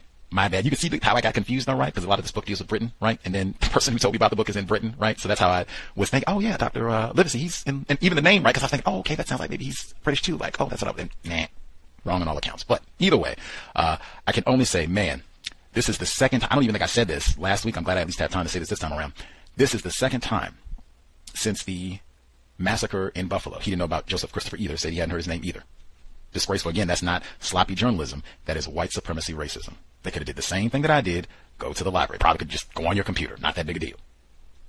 Anywho, but I think it's super important, analyzing racism, white supremacy, global system of racism. And I was going to, because everything in Buffalo, that's been all the attention as it should be, I was going to, both last week and this week, say, man, we should reschedule, because like this doesn't have anything to do with what is happening right now. And, people are already, losing focus, and, oh, we got to talk about Ukraine, and, oh, we don't have baby formula, and, oh, abortion rights. And I mean, all those things are important. But I mean, white supremacy racism gets minimized all the time. Next, they'll be telling you that this is a microaggression in Buffalo, right?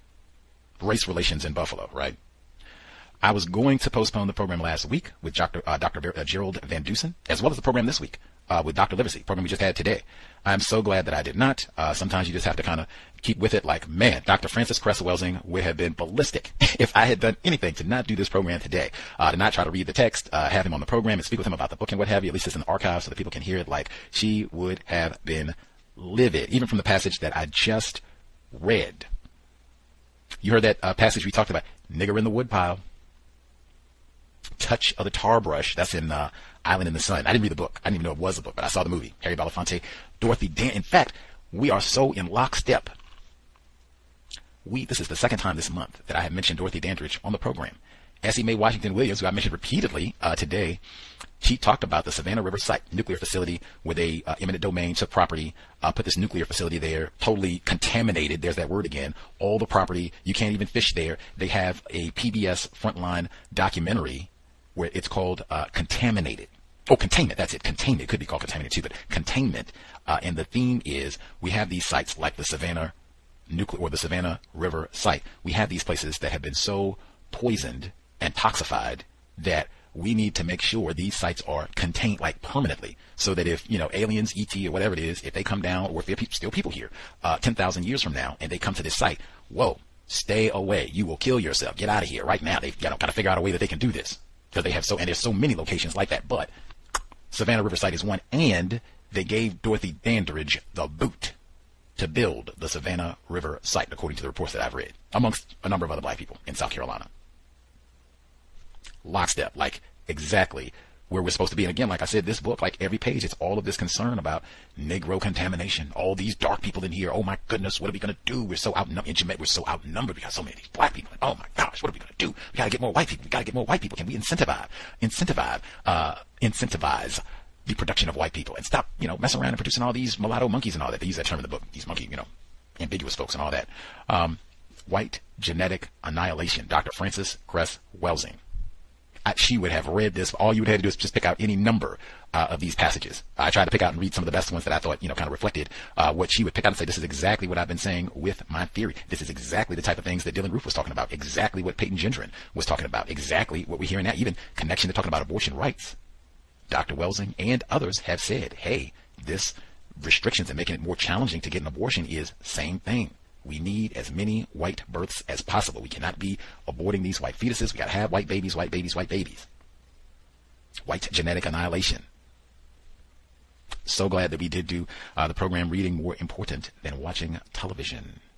I'll do a quick commercial and then I'll try and pick out some of the important themes that I had. Again, bummed. Wish we could have we could have just done this during our normal broadcast time. I really, really hate doing programs that are outside our normal broadcast time, because people get accustomed, tuning in 8 o'clock Eastern, 5 p.m. Pacific for the live program. That's, try not to deviate from that. And then just me personally, I am not a morning person. Now, this program started at noon, so that's not morning technically. However, you have to be, ready to roll in the morning if the program is going to start at noon and you're going to be prepped and have your quotes and everything, be ready to rock and roll. So yeah, I'm not a morning person. It takes me a while to kind of wake up on the plantation and have my brain computer ready to roll and all that good stuff. Like, I'm very comfortable broadcasting in the afternoon for me. Plus, it gives time for people to be away from the plantation so that they can participate and ask their questions. missed out on that today, but we will do better. So we'll take a quick commercial, and then I'll give a few thoughts, things that I thought were important themes for the program, and we'll be back and all that good stuff, and then we will wrap up for the day. Context of White Supremacy.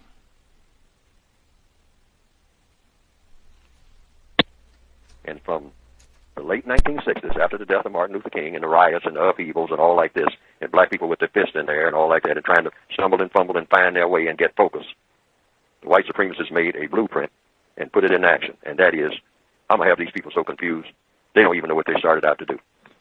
And by the late 1970s, they had just about completed it. And we've been on that ever since. And you mentioned something very important. They are more comfortable than ever. But see, it's like making gorillas comfortable in a cage, or monkeys, or pandas. You still got them in a cage, but they're comfortable. See, so give him some bling bling. It's like giving an animal a brand new car and training the animal to ride up and down the street in it. And then you stand back and point at the animal. Like one white man said in the late 1950s. He said he doesn't care what kind of car a Negro has. He said he's still a nigger. And when he rides by in a shiny car, to him, it's just a monkey in a car. White people built a car, put a monkey in it, trained the monkey to drive the car, so now you're looking at a monkey in a car. See, but black people don't see themselves that way. But this is how the white supremacists see us, and they are the ones who run our business. And we have to know that when they look at us, that's what they see. That's what they see. That's what they see. And at a subliminal level, what they see begins to spill over into our brains so that we, at a subliminal level, see each other that way. And indirectly see ourselves that way. Context of White Supremacy. We will be here on Thursday. Absolute madness. Again, if you are not aware, this is the second time that a white supremacist deliberately targeted East Buffalo, a Tops grocery store in East Buffalo, to kill black people. If you are not aware of that, mandatory book club Thursday, 8 p.m. Eastern, normal time. 8 p.m. Eastern, 7 p.m. Central, 5 p.m. Pacific, normal broadcast time. We only did the beginning of the book last week, first 3 chapters. If you missed it, it's in the archives. You can go back and check it out. If you want a book, let me know. We can hook it up and read. But I think it's so important because it seems he talked about it at the very beginning. He's a history professor, he is a professor, but he is the chair of the history department at a major college. I do have a history degree. That right there is one of the reasons history is important. Having a historical context greatly aids your understanding of white supremacy, racism, and everything else that is happening on the planet. This did not just start today. Again, I think we would have a very different way of processing what took place in Buffalo, New York, about a week and a half ago, if it was, this is the second time this has happened. Book Club, Thursday, 8 p.m. Eastern, 5 p.m. Pacific, Absolute Madness. Catherine Pellinero, picking up at the beginning of chapter 4. Actually, I'm going to the University Library today to see if I can dig up more reports on some of the victims and what have you, because there's so many articles. This was a really important case, and a different white man wrote a book about the .22 caliber killer Joseph G. Christopher, Matt Greida. His book is Joey 22. He should be on the program next Monday. He was a journalist in the Western New York area when all of this was taking place in the early 80s. These murders of black people, black males specifically, Black Get Back. But he covered all of these events when they were taking place and then wrote his book later on. I think his book was published in 2014. But he should be with us this coming Monday. Again, normal time, 8 p.m. Eastern, 5 p.m. Pacific. I think that's Memorial Day, so-called. I hate that, man. Not that I'm into holidays and any of that, but like, man, it's getting warm and what have you. Like, I could have been at the beach, got my hammock, sun is coming out and everything. Winter is finally over. Can finally get rid of our winter gear up here in Seattle, and got to be here talking about the history of white killers in Buffalo. That is the counter-racist grind. Anyway, things that I thought were important from today. If there are folks who are listening, and if you have any thoughts, observations, you can feel free, get a hand up or drop an email. Either way, be in the archives so that people can check it out. But things that I thought were important right from the very beginning when I gave my definition, and he veered off into the legacies of slavery and what have you. And then he said there as well that you have people who don't understand that they're taking part in that system that was within the legacies and vestiges from that. And I said, hey, what I'm talking about is current, live time, right now, not remnants and what have you, because that's so common in the way that it gets discussed. And the veering to, that's why I've concluded it has got to be extremely, like, pivotal to the maintenance of white supremacy racism to perpetuate the lie that non-white people are more informed about what racism, white supremacy is and how it works. Gotta be. And I think about that because if you already think you are an expert at swimming, and you don't know how to swim at all, you can't even spell pool, never been in a pool, but you think you're an expert at swimming, you are going to drown. If you have people who are opposed to you and that's what they want to sit back and crack up laughing as you drown, well, that's what's going to happen. The system of white supremacy, apparently, in order for it to be maintained, it is dependent on non-white people not understanding, not just being ignorant about that system, but being tricked into thinking that we are informed. That has got to be. And again, just stop. Because, and it's got to be. I'm just putting two and two together. I'm taking the number of white guests that we've heard over 13 years who insist, sometimes without provocation, they aren't even asked, but they volunteer. White people are ignorant about racism and or non-white people are the experts on white supremacy racism. I put that, the number of times that I have heard non-white people say, I stopped reading Neely Fuller Jr.'s book when I got to the point where he said that white people are the smartest people in the known universe. Like, who is this coon? Throw this in the trash. I've heard that so many times from lots of people classified as non-white, not all of them designated black. But I've heard the same thing. I got to that part, and that is like early in the book. Like, that means I didn't even get very far. Like, can't read any more of that. Throwing that in the trash. I'm just taking those two together. That must be really important. Because if you have people who know, I don't know how to swim, I could die if I fall in a pool, let me see if they got a swim class that I can take. I'm picking that metaphor because that's a big part of racism, to keep black people so that they are ignorant about swimming. They got whole books on that, right? Richard Williams talked about that, right? Keep black people ignorant about how to swim. You don't even give them access to the pool, but let them think they are the greatest swimmers in the world. You and Willie, man. Remember Free Willie?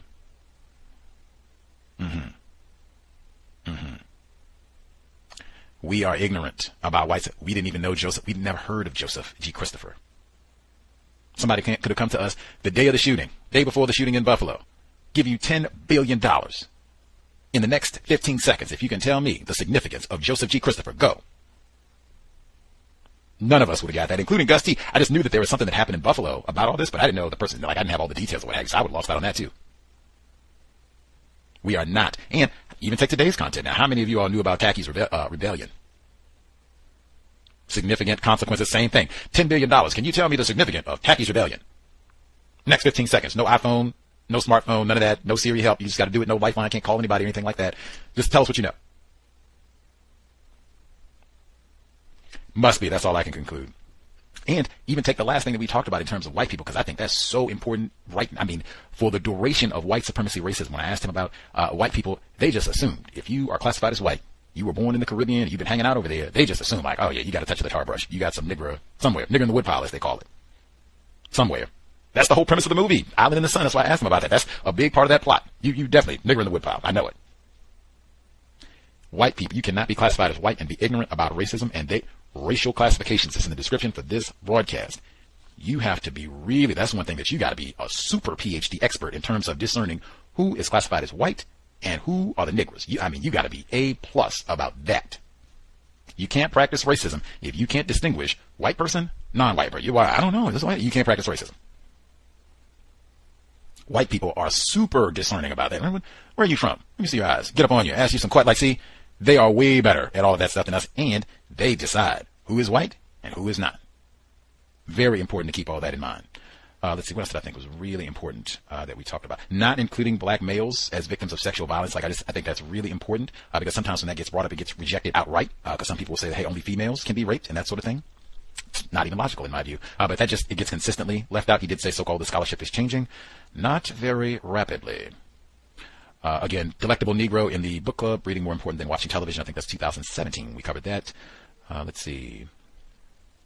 There are different ways that white people deliberately used racial classifications and non-white people with a white parent to strengthen their system. We've talked about this repeatedly and many, many reasons for why non-white people should not engage in sexual activity with white people while the system of white supremacy racism exists. This so many times we talked about this. This is in Chancellor Williams' Destruction of Black Civilization, where engaging in sexual activity with white people is deliberately used as a weapon against non-white people. Talked about that, even putting in the will. Make sure that you, when you produce offspring, you do so with a white person. That way, if you are a so-called mixed race, biracial person, so-called, you procreate with an individual classified as white, your offspring just get lighter and lighter and lighter. As we go, one day they'll be able to be classified as white, no problem. Now, if you mess up, get pregnant, Lil Wayne or somebody, we cut you out of the will, not doing the right thing. Let's see. Also, I thought it was super important, as I said, the whole child rape, that, man, every time, because that just doesn't happen. No one, even most of the non-white people who are allowed, permitted to write books and things, we do not describe what was happening on the plantation, child rape. We don't even just call it rape most of the time. It gets described as everything else and a romance. He even said, I didn't describe this as a romance. He said romantic relations. Like, what are you talking about? I know this. You didn't say child rape. Make it plain, like what it is, like that. Fine. If we want to talk about agency and what have you, how much agency would you have as a 13-year-old black slave with a 30-year-old white man? Now let's talk about agency. That's correct context. Don't be misleading me into thinking that, oh yeah, it's a 30-year-old with 30-year-old, 20-year-old, and Gary Butler was 15. J. Strom Thurmond, 23. Or Michael is 14, black boy. Strom Thurmond, 23, 25. Get that in there too, because that gets left out as well. We have so much of that child rape of boys and girls, and that continues even today. That, I think, would change a lot of how we think of romance and relationships. Agency even. Just call it what it is. Child rape, and trying to make the best of being raped as a child. And that's what any being would do. Just try to make the best of a bad situation if I'm going to be able to survive this. Using logic. Let's see, anything else? The no marriage, I thought that was important too, because that stands today. Most of the white people in the known universe do not marry a black person unless they're like Tiger Woods and I'm, a nanny on welfare, Mike Jordan, Serena Williams. Like, if it's not that, most of the individuals classified as white on the planet do not marry black people, folks who are designated as that does not happen. Black get back for sure. And that's how you know illegitimate. They don't mind hopping in the bushes and doing something. We have some illegitimate, what they call it, kinky, because that's in the word guide, with you. That's why I said none of this, because it's just tacky. Matter of fact, I'm going to go back and read that passage. He said, the added political pressures of abolition galvanized those worries. Evidence given in the parliament by anti-slavery activists between 1970 and 1790 and 1791 noted that white overseers effectively used black workers as prostitutes. It says black workers. It didn't say black female workers. I'm assuming that's probably both, males and females. Rethinking Rufus, Thomas A. Foster.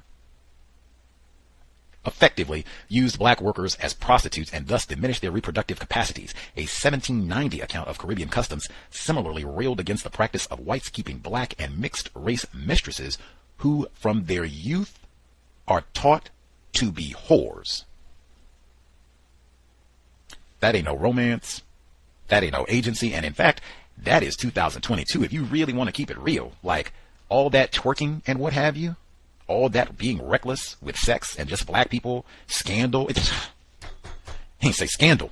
I love Kerry Washington, but I mean scandal, all of it. Black people as whores. That Shaft, we just talked. That's another one, since black people are so smart. All the black people know that Ernest Tidyman, a white man, wrote Shaft, right? Right, that one was unanimous. Remember, we read that in the book club. Even Neely Fuller Jr. said, no, I did not know that, although I am not surprised. That was what the great Mr. Fuller had to say, victim also. But I mean, yeah, we are still, all of us, all over the world. That's how we are thought of, and that's how we are trained to behave. Males and females as whores. Was it Richard Bernstein? He was a guest on the program. His book, The East, the West, and Sex, he said, but that was the name of the chapter. He didn't just say it. The name of the chapter is The Whole World as the White Man's Brothel. I just said it should be white man and white woman's, but I mean, hey, the whole world as the white man's brothel. Who works at a brothel? That's us, males, females. That's how we are trained. That's one thing right there. We want to solve this problem and get serious. Like, hey, we are not getting down in the bedroom at all. And I mean, just no reckless sexual activity at all. There will never be another throwaway child. Like, never, ever. That right there, big time steps towards universal woman, universal man, production of justice. But yeah, all this, all the music, right? Bitches and hoes. That's what we've been saying. That's what we call each other for, I don't even know, like generations. Bitches and hoes, bitches and hoes, bitches. That's us. All the niggers, males and females. That's us. similar point. The minimizing of rape. Now, when I asked him, this is rape, this is child rape, he gave a nonverbal response when I first brought it up. Now, hey, we are on audio. Like, basically everyone who's not like 12 is aware. You would be, yes, no, verbalize. Like, what in the world? Like, it's the same thing they would tell you if you were in court, right? If you were in court on the witness stand, like, what in the world? We are transcribing, like, verbalize. Thank you. That's what I mean about difficulty. Just, this is child rape. Like, we can get real kind. Even we, victims, have been conditioned, because that is truth. We've had guests on this program who sit and write about this sort of thing as plantation romance. Thomas Jefferson loved him some Sally Hemings. J. Strom Thurmond, he loved him some Carrie Butler. We heard that from Essie Mae Washington, right? She said, remember, she wrote that she dreamed about J. Strom Thurmond and her mother, Carrie Butler, them holding hands and walking through some of the little so-called progressive boroughs in New York City. Remember she talked about that? At 15 and 23, that's what you think. That's why I said that. We really had that in mind. Get out of that. Oh, this is a romance. This is child rape. If you saw a 23-year-old with a 15-year-old, I don't think a whole lot. Oh, look at that. That's exactly what Dr. King talked about, didn't he? He said he wanted to see us, little black girl and a little white boy holding hands. That's what he said. That's not exactly a little white boy because he's 23. So, I mean, that's a little black girl and a big white man holding hands, which is what they put in front of us, right, with Loving, right? She's, what is it, Richard Loving and Mildred Loving. Got the names of, I think my memory is accurate. She's 11 and he's 17. We're supposed to celebrate and applaud that as, progress. All the way through. That's how we're trained. That's how we're conditioned to think of ourselves. That's how we're conditioned to think of even progress. How we're ending racism is hopping in bed with white people, even black children, apparently. Hopping in bed with grown white men is somehow working against racism, which that's what we heard. But anyway, yeah, we hear that all the time. That's not going to solve the problem. That's just a sad indictment of how confused we are. And incorrect use of words is a big part of that. Every time. It's not just rape. It's child. Let me read what he said. He said, a 1790 account of Caribbean customs similarly railed against the practice of whites keeping blacks and mixed race mistresses who from their youth up are taught to be whores. Make it plain. Don't call me a person of color. Just call us nigger whores. Make it plain. That's what this is, because that's kind of at the center of all this. All that sexual exploitation and rape. Boy Scouts of America, Catholic Church, Jerry Sandusky, it just goes on and on and on. All of that at the center. Even the Southern Baptist Church, they got that. I guess I got to play that now for the compensatory call this weekend, but they just had that about how that same thing. And a lot of times now, these are them having to admit about how they've had a century or more of raping white children. That was the Boy Scouts. They said they had a list going back 100 years of white child rapists and them covering up all this. That's why they're in bankruptcy. And this is white children. What are they doing to Negroes who are raised to be whores from birth? Goodbye, Uncle Tom, right? People who could sit through that. Anywho, again, I'm just thankful that Dr. Francis Cress Welting, White Genetic Annihilation, pseudoscientific BS. That's what Timothy told us. Okay, I hear it from Payton, and through centuries, you hear the same echo. Black get back? Is too many of these dark people around? Y'all gotta get out of here. What are we gonna do? The threat of Negro tanked. Over and over through centuries. How is it that is such a potent rallying call for individuals classified as white to anything can be done? Slaughter any number of non-white people, enslave them, rape them, kill them, castrate them, whatever. White genetic annihilation. Get the ISIS papers. Do some studying if you are still learning, as am I.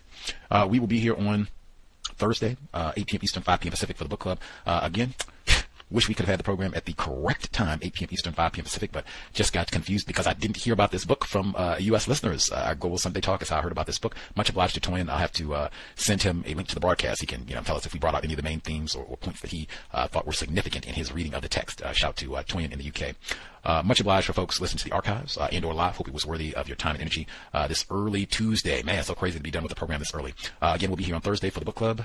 Absolute Madness, Joseph G. Christopher. If you don't know who that is, mandatory. Tune in for the book club 2 days. That's it. Sobriety would be best under conditions of white supremacy. Joseph G. Christopher, Payton Gendron. Lots of reasons we need sober, high-functioning brain computers to solve this problem. In addition to being sober, when we're out and about, if someone is being hostile, really for any reason, white, non-white, whatever, this is not a time for random confrontations with strangers. Exit. If this person is being hostile and rowdy, vacate the area. You can call enforcement officials as you're leaving. You should be thinking this person may be armed. If you did not leave your residence prepared to kill and or die, exit. You don't know if they have an entourage and or might have the same thinking and done their recon just like Payton Gendron.